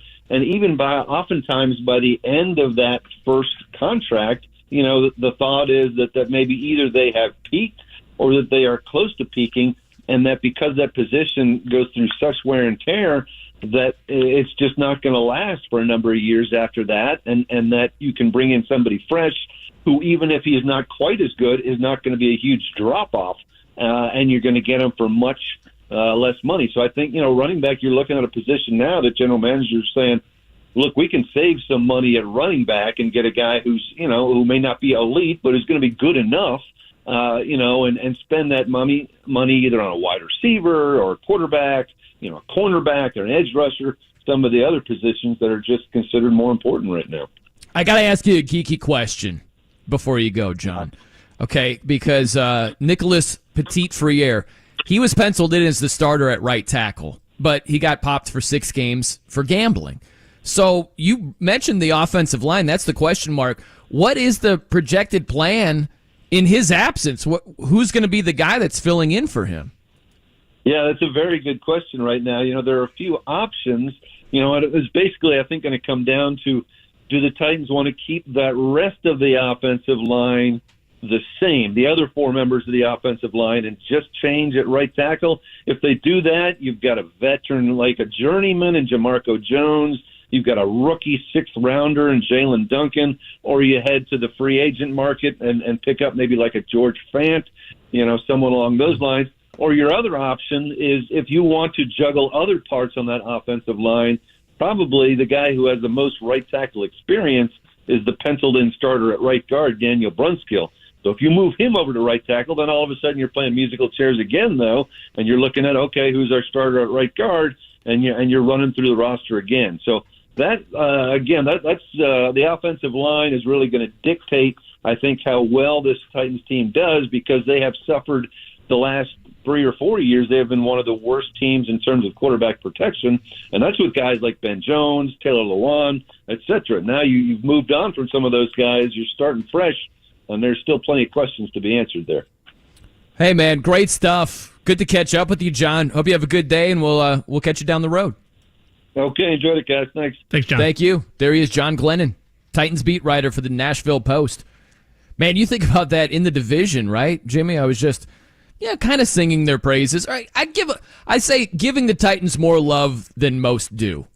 Right? Yes. I think they have a legitimate chance to win the AFC South. I would not hand it to the Jags automatically. There's more work to be done, but when John brings up the offensive line, you go to the gambler, right?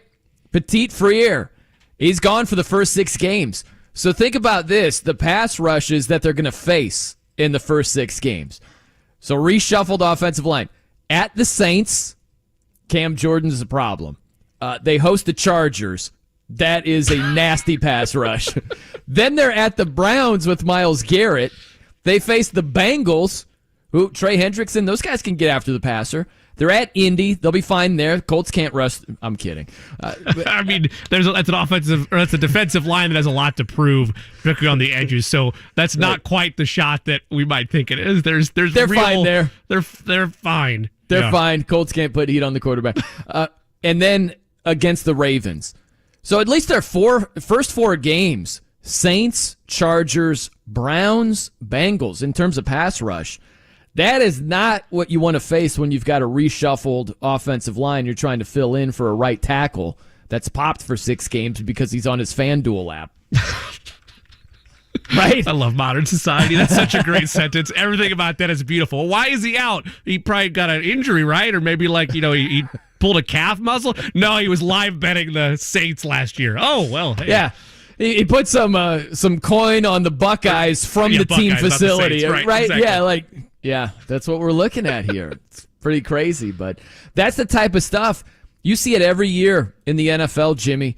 There will be a team that gets off to a rough start, and they just start pressing, and it snowballs and snowballs. And look, it could take a guy. He's not a household name, Petit-Frere. He's a 3rd-round pick out of Ohio State last year. That's not a household name, but that's the type of thing that can lead to a couple of losses early and snowball into more losses later. I suppose the only bright side, if you are a futures bettor of the Titans, if you look at where those games are from a measuring your in-division standpoint, what Browns, Bengals, Titans, Ravens, Chargers, Saints, not in that order, but that's what you outlined there. For the Jaguars, Colts, Chiefs, Texans, Falcons, Bills, I mean... Yeah. You're starting to have to map things out of, regardless of who you're backing to win the South, that could be something that makes or break this division, having a bad start right out of the gate. Like, you really need to be able to hope the rest of the offensive line treads water, particularly for Tennessee, if you want to not have to dig yourself out of a very early hole. Or Jimmy, if you're a real degenerate and you think the Titans are going to win the South, you can wait until that slow start happens and get some better odds. There it is. The buy low, man. I love it. I don't hate that at all. I don't either. Are you, I don't know, in the market for a potential play just like that there, Eddie? Cannot confirm nor deny. I don't know if I'll be able to find it in time, but the quote-unquote apology from Petite Friere, oh my gosh, just top shelf. It's basically, I'll paraphrase, it's like, the NFL didn't tell us. I didn't know, but I guess I'm sorry. That's really what he was saying. Oh my gosh, it was so funny. I don't know if I'm going to be able to find it in time. Oh, here it is. Okay, here we go. Look at you. I'm still digging. It's okay, here it is. Yes, I have found it. So, if you compare the apologies, Isaiah Rodgers formerly of the Colts, unfortunately, his apology was, I thought, very heartfelt. Didn't you think so, Jimmy? Yeah, I did. I don't have it in front of me. He was like, I am sorry. I screwed up. I let my team down, so forth and so on. He just owned it. That's all I ask. Just own it. Own your share of the wrongdoing. Yep. This is Petite Friere. His apology. The betting I engaged in was not NFL related. Capital letters. Not NFL related and was legal under Tennessee law. It is only being sanctioned because it occurred at the Titans facility. I did not knowingly break the rules. Even after attending a league presentation, I was unaware about the specifics around placing bets from a team facility. Here's my issue. He went too far with the "it's not my fault" game. Like, I'm totally fine within that statement. In his case, being upset because it's not NFL games I bet on. I want to differentiate out in front of this that I was not betting on NFL games. I was betting on football or basketball games within the team facility, right? That's an important differentiator to have. But then to go further within that and say, they didn't tell me, I had no idea, I didn't see the speed limit sign, officer. I don't know what like. That's where you lose me. Yeah, and those were the highlights. He did throw in there, I want to apologize to my family, coaches, teammates, and the Titans fans, yada, yada, yada. But the true bulk of this, like, what was it, the compliment sandwich? Yes. Where you bookend it with positivity. Yeah, the backhanded compliment, exactly. Yeah, and then in the middle, you just kind of work in your gripe, and then you bookend with another positive thing. The only way that could have been better is if the part where he actually gets to the apology, if he says, I want to apologize to my family, friends, and the entire Titans community for the NFL's lack of transparency. Like, just totally dodge it. Like, not apologize for his wrongdoing, but apologize for the NFL not painting it to him, allegedly. That's what he did. He did the opposite of a compliment sandwich. He did the excuse sandwich. Yes, exactly. That's what it was, the excuse sandwich. And you watch pro wrestling at all? Did you ever? I did a little bit, yeah. A little bit? Yeah. You're familiar with The Rock. Sure. You know, one of the bigger names. He had a saying, it doesn't matter. Like, yep. This, and a lot of people will point this out, these players that get popped. The betting I engaged in was not NFL related and was legal under Tennessee law. It doesn't freaking matter. I don't care what the state law is. It's what the NFL's gambling policy is. Correct. That's all it is. So that is a dumb argument. And this is probably carefully crafted by an agent in the inner circle. Well, they're dumb too. Because it's a horrible argument. I don't care what Tennessee state law is. The only thing that matters is the NFL says you can't bet from the team facility. I think that's stupid. I don't think it makes any sense. I think the NFL is making it harder for themselves. But that's their policy. And if you don't adhere to it, you're going to get popped. And here we are. So it's a bad argument to make. It doesn't matter. You think it was the same PR group that came up with Tighten Up, or you think it was a separate operation? Yeah, it very well could be. It very well could be the same outfit right there. Did you check out Wimbledon yesterday, Jimmy? Eddie asked me this to start the day, and I'm ashamed of myself. I saw the highlights. I did not watch it. The cards on the table. So good. I'm very mad at myself that I didn't watch it. We did have a wedding on Saturday night, and I probably didn't see the light of day. He was in about recovery. 11:30 or so the next morning. I was getting lunch. Shout out to Fire by the Monon. Had a delicious tenderloin on Saturday morning, and by the time we got to my in-laws' house, the match was final, and I totally forgot about it. So I dropped the ball. I apologize. It was so good. Alcaraz was just nasty. This sounds over the top. but he's got the sneaky power of Nadal, not to the same level, right? But the finesse game of Federer, man, he's got it. Because it was the fifth set. This is like do or die type stuff. And he was just playing these beautiful drop shots. Oh, man. Just right over the net. And Joker's just like, dude, I can't. I'm 36. I can't get to that. Oh, he was tremendous. The only gripe I had about that is that they wore the exact same thing. I was like, all right, here, common tennis fan. Who's who here? Yeah. It was at the beginning of the match. It was hard for me to tell, and then just the way they play, you could tell easier as the match went on. At least that's how I felt. But yeah, at the beginning, Eddie, I felt the same way. I'm like, oh, nice shot, Joker. I'm like, wait, that was Alcaraz. Like they somewhat look alike too. They have the same exact hairstyle. Yeah. From, like the wide shot when they're just showing the volleys and all that, they do look similar. I got that same effect through the highlight package on SportsCenter because they obviously went set by set and they do the jump cuts. And so I'm like, okay, wait, who's trying to break whose serve? Like it was same thing. But you're right. As you watch the early goings of that match, it would become easier. But yeah, if you're just watching the highlight package, you're got to really lock in. Otherwise, you're going to lose yourself quickly. Man, I also thought it was the best thing for tennis. Because Joker, he's still he's still playing at a very, very high level. He's probably going to rattle off another Grand Slam or two and get to 25. I would imagine he's going to get there. But then you get Alcaraz, this up-and-coming stud. He's got 2 majors, and he's 20.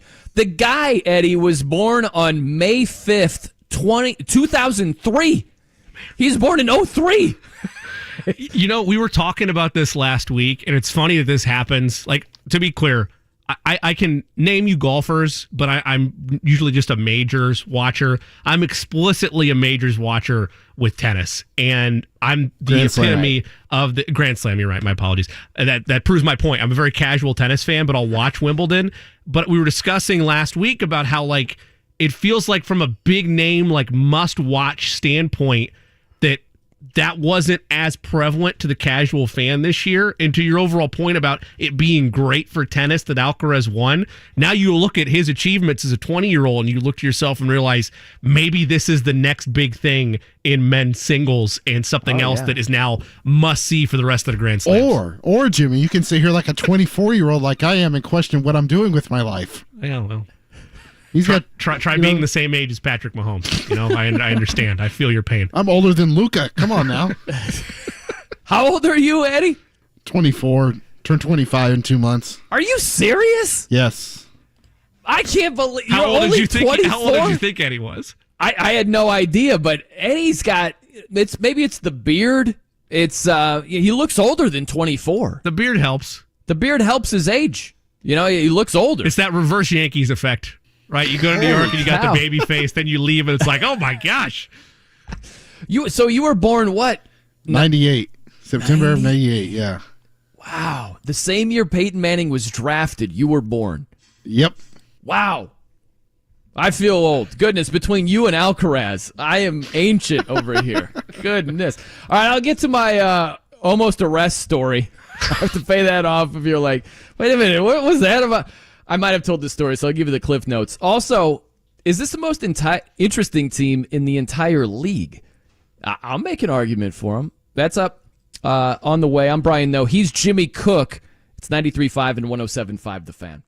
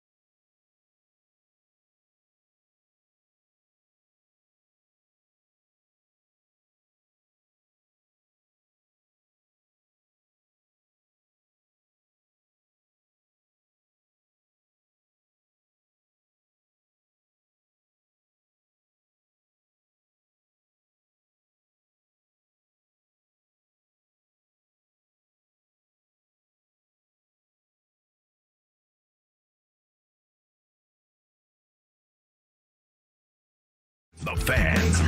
I'm Brian Noe. He's Jimmy Cook here on The Fan. Is this like the cell phone version of that song? No, this sounds like... Is this Fall Out Boy? It is the Fall Out Boy. It is Fall Out Boy. Yeah. Is it Fall Out Boy or the Fall Out Boy there, Eddie? It's Fall Out Boy. It's their version of We Didn't Start the Fire. They didn't get a music degree from Columbus, to my knowledge, so I think it's just Fall Out Boy. Why did it sound so bad? Is that the live version? What was that? No idea. Wow. I have no idea. Come on, Fall Out Boy. Get your act together. Goodness, what's going on there? So I almost got arrested trying to break into a Zach Brown show. I might have told this story before, so I'll go quick. Do you remember if I've told this before, Eddie? Or Jimmy? I don't think so. You asked earlier, and I don't think you have either. You know what? I'll go quick because I don't know if I have or not. So only concert story of yours I remember is like there was a park where a band was performing, and you were trying to get in to go see them. That's what it was. So I did tell you. That's where it was. It was right outside. It was in Indy. So it was for the Final Four, and Zach Brown was playing this free concert. And so I'm like, I just grabbed dinner with some friends, and we all went our separate ways. And I'm like, all right, it's a free show. I'm in. And they were like, the park's closed. You can't get in. And I'm like, what? What do you mean the park? They're like, no one's coming in. I'm like, and I asked them, I'm like, what would happen if I just kind of like broke in? They're like, oh, you'd get arrested. And so now I'm like, I got to break into this show here, Jimmy. I'm not a big fan. He's fine. I like his music. He's a brilliant musician, but I'm like, they said I can't, so I gotta, And so I went to the other end, and I'm looking for a spot to go. They have tarp all around the perimeter. And I pick out a spot. There aren't people around, and it was tricky because there are people everywhere. And I'm about to hop the fence, and just as I squint and I look, there's a guy in a folding chair on the other side of the fence. He would have grabbed me right away. I would have been in the clink for seeing Zach Brown. And I remember this story because every time I'm disappointed that it doesn't end with you either having victory or defeat, but committing to hopping the fence. Credit to your spidey sense for seeing the guy in the folding chair waiting to tackle you to the ground and take you away. Yeah, and listen, maybe I could have juked him. Maybe I could have spin moved him. Yeah, little Tyreek Hill speed, hit him with the cheetah. I don't know, but it probably would have gone very wrong, very wrong. So I was just like, okay, don't need to get arrested for Zach Brown. That will not be happening. And I just went home. If it was Slayer, would you have done it? Oh gosh, I would have looked for spot number 2.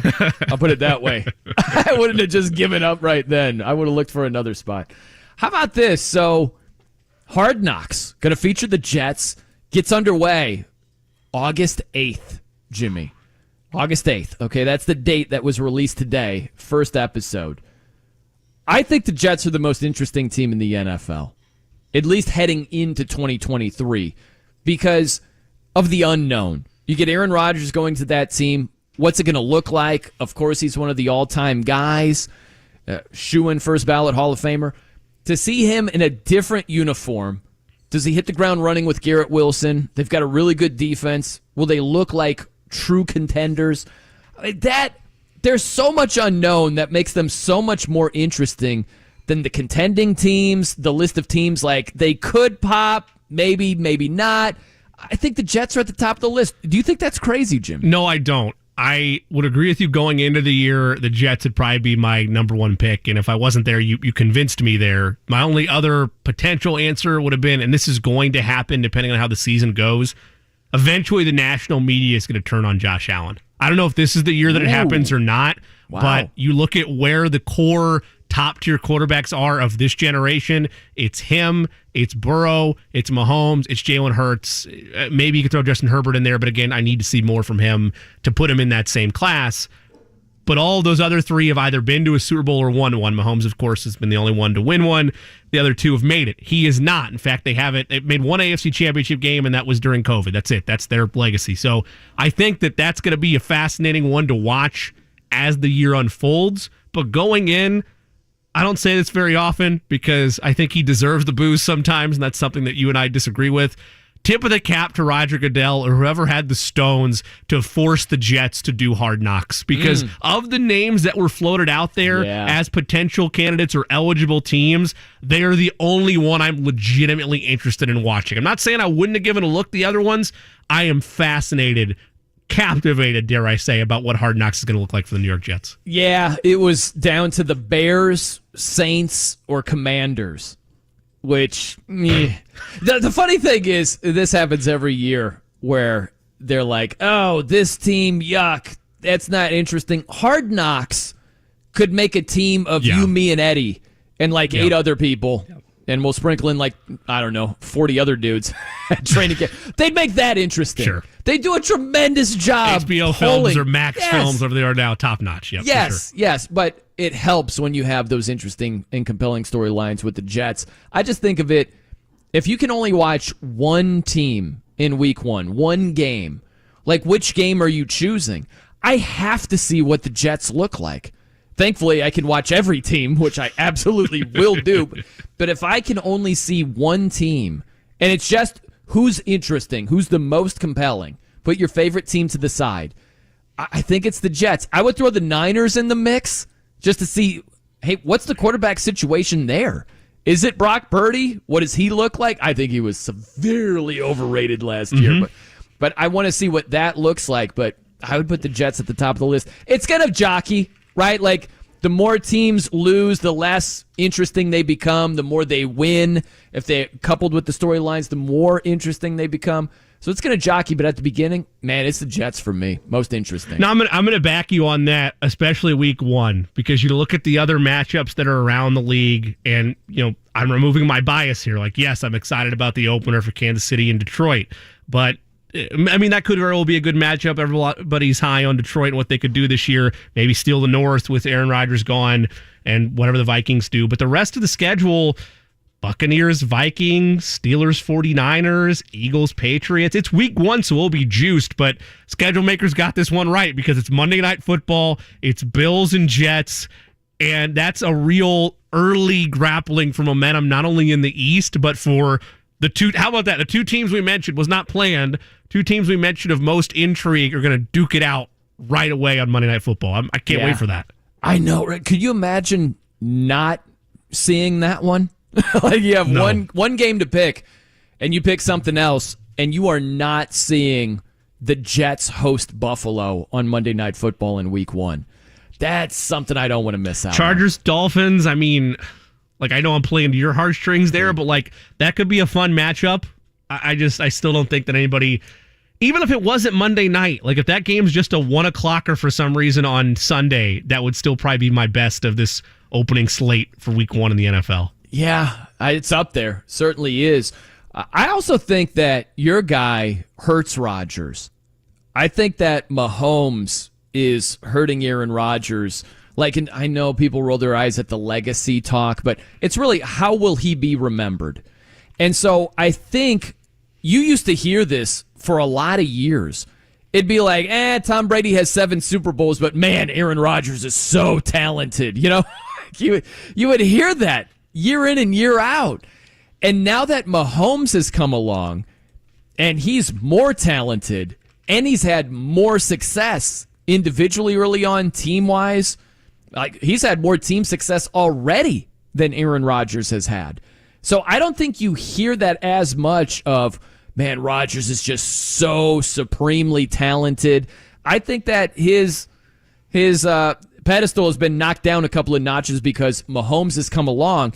And listen, there's no doubt Aaron Rodgers is incredibly talented, but when it's not coupled with the team success, when he's just got one ring over the course of, the better part of 2 decades in the league, that's just not enough. It's not enough when a young gun has more already in Mahomes. I think that hurts him. I totally agree with you. It all depends on where you sit on the line of what matters more for a quarterback's legacy.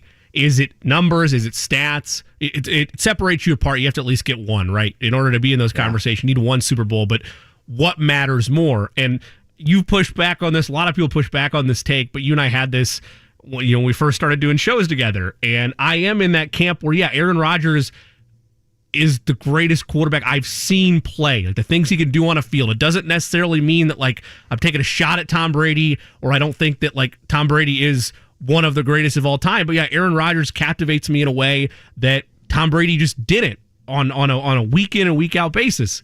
And you throw the championships in there, conversation's over. You look at the playoff success, conversation's over. And I'm not saying that that's not a fair angle to have, but that was, you're right, what Rodgers hung his hat on. And Mahomes got those Rodgers comps of the arm angles and his just ability to improvise and make throws you've never seen before. Mahomes has done that more often, more consistently at a younger age, and has the 2 rings to boot that, yeah, I mean, there's a danger there where you look back at all-time great quarterbacks and Mahomes is the name that comes up first before Rodgers. I don't disagree with you there at all.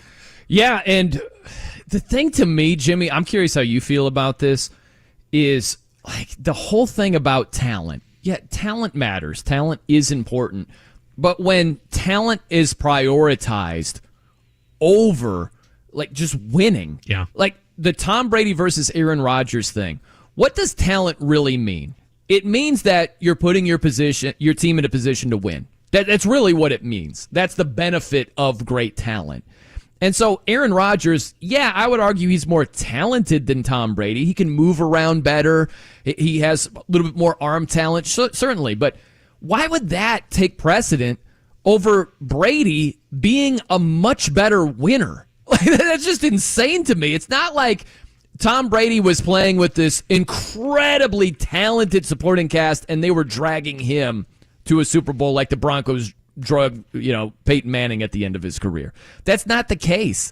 And so if you look at the Patriots and Tampa compared to the Packers, it's comparable. It's advantage Packers over a lot of those Patriot teams that are winning Super Bowls, just in terms of talent overall on the roster. So when we're talking about just individually talent, Rodgers is more talented. I shrug my shoulders and I'm like, cool. What does it really mean? Because if he's not getting it done when it matters most, I don't care how talented he is. I mean, I think it goes back to the metric, and this is not necessarily new age or old age. It's just how you feel about sports. From a fan perspective and a team, like inside locker room standpoint, winning is the only thing that matters. Your collective sum of your parts, getting the job done, no matter what the odds are against you, and having championship success with it. For a lot of people, though, and I kind of view it because I hate the ring culture conversations, wins are not exclusively, and they aren't a quarterback, a wide receiver, or running back stat. They are a team metric. What I look at more, and Brady does have a sizable lead on Aaron Rodgers in this stat, is like game-winning drives. Tom Brady's the all-time leader in game-winning drives, like 58 or 60, something like that. I think Rodgers has 35. Like, there are enough metrics to point to Tom Brady where, yes, in winning moments, he rises to the occasion. But for me, if the benchmark for quarterback greatness is he won 7 Super Bowls or he was on 7 Super Bowl winning teams, nobody will ever touch that, and he's the unquestioned greatest of all time. If the conversation is more nuanced and more layered to that of, wow, this guy wins 3 Super Bowls, let's say like someone like Mahomes, for example, or Joe Burrow, they win 3 rings, and they did things better at the quarterback position than Brady did. Is Brady better because he was on more championship teams? I mean, it's all about how layered that discussion is. And if it's not layered and it's just he won 7 Super Bowls and was a key factor in all of them, no one's ever going to touch that. Same thing with basketball and Jordan going 6 for 6. Is that all we're looking at? Like, I don't know. I think that, look, man, when you've got Brady's got the individual numbers, he's got all the team numbers. Sure. Got everything. And he played longer than anybody. Yeah. He checks every box. Yep. And yet there are these dorks that just don't want to embrace the truth, and they're trying to shoehorn some reason that doesn't make sense into the equation. The whole argument of, or question of, hey, how talented is he? I ask a different question. How effective is he? Sure. That's what it really boils down to.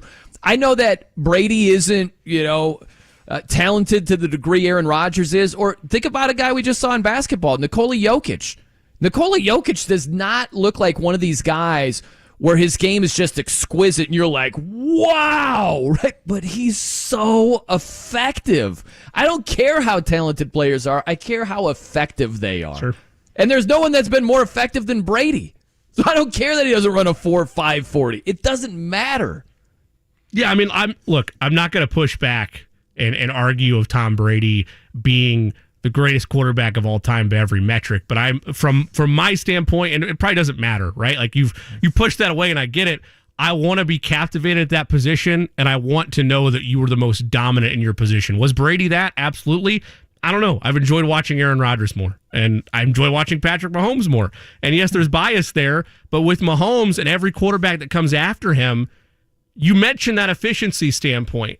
And this is what's going to happen in the national conversation. We won't use Mahomes. We'll use Burrow because I want my bias out of it. Okay. If Joe Burrow wins 4 Super Bowls but plays long enough to hold almost every record Brady has, like passing yardage and total touchdowns, does the conversation shift where maybe there's a better quarterback of all time? Or do we accuse people of lowering the bar because a team won the championship, but the credit solely goes to that quarterback? That's what I'm fascinating with the next generation of all of this talk is what happens. Where is the bar? Do the goalposts get moved, or is it exclusively put your rings on the table and that's all that matters? This might be a terrible cherry on top, and I hear you. That's an interesting thing because I think it depends.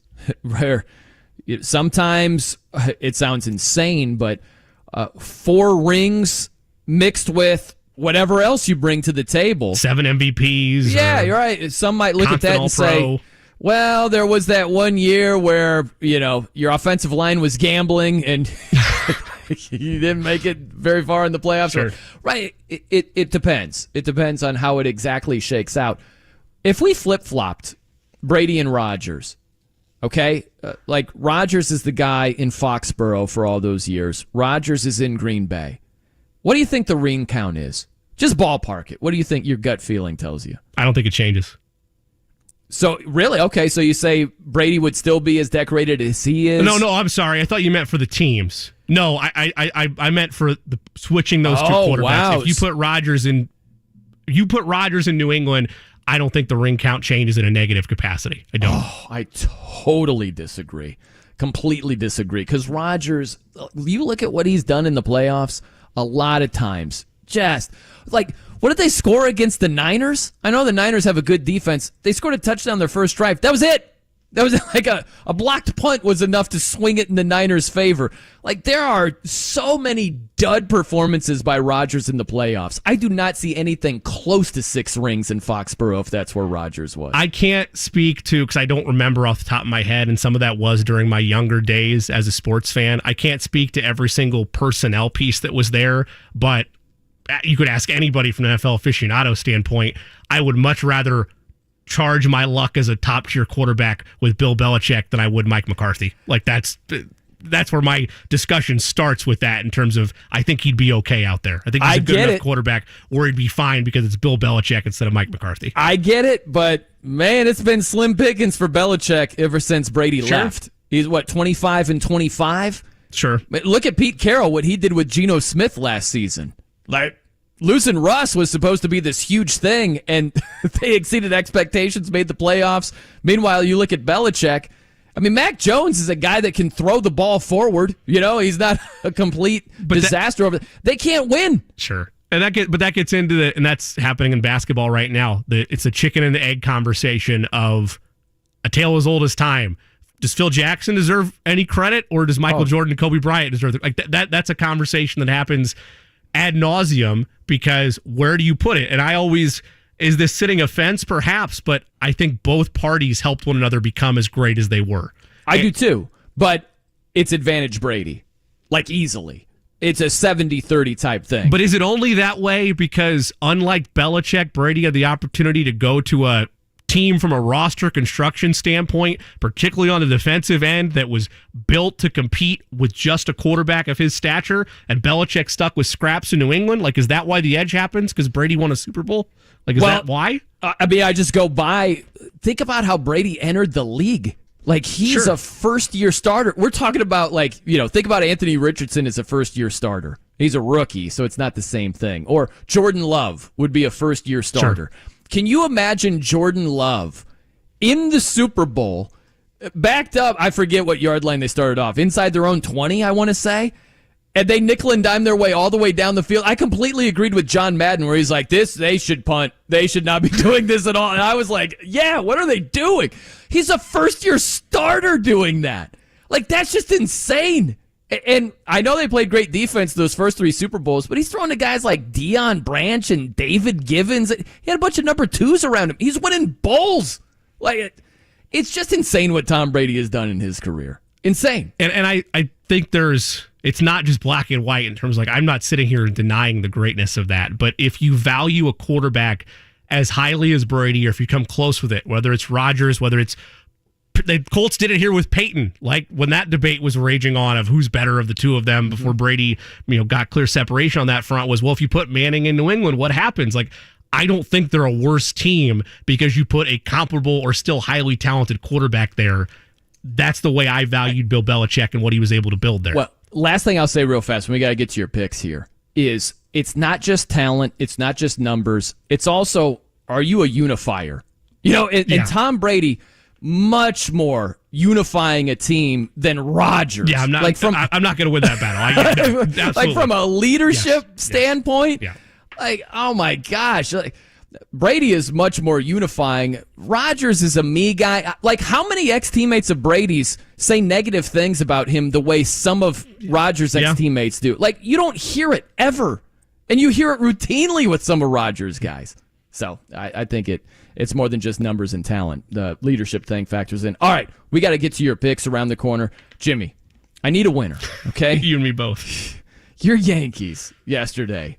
My July 16th Yankees let me down. A day to live in infamy in the Brian No betting catalog. So bad. We get some winning gambling picks around the corner. I'm Brian No. He's Jimmy Cook. It's 93.5 and 107.5 The Fan.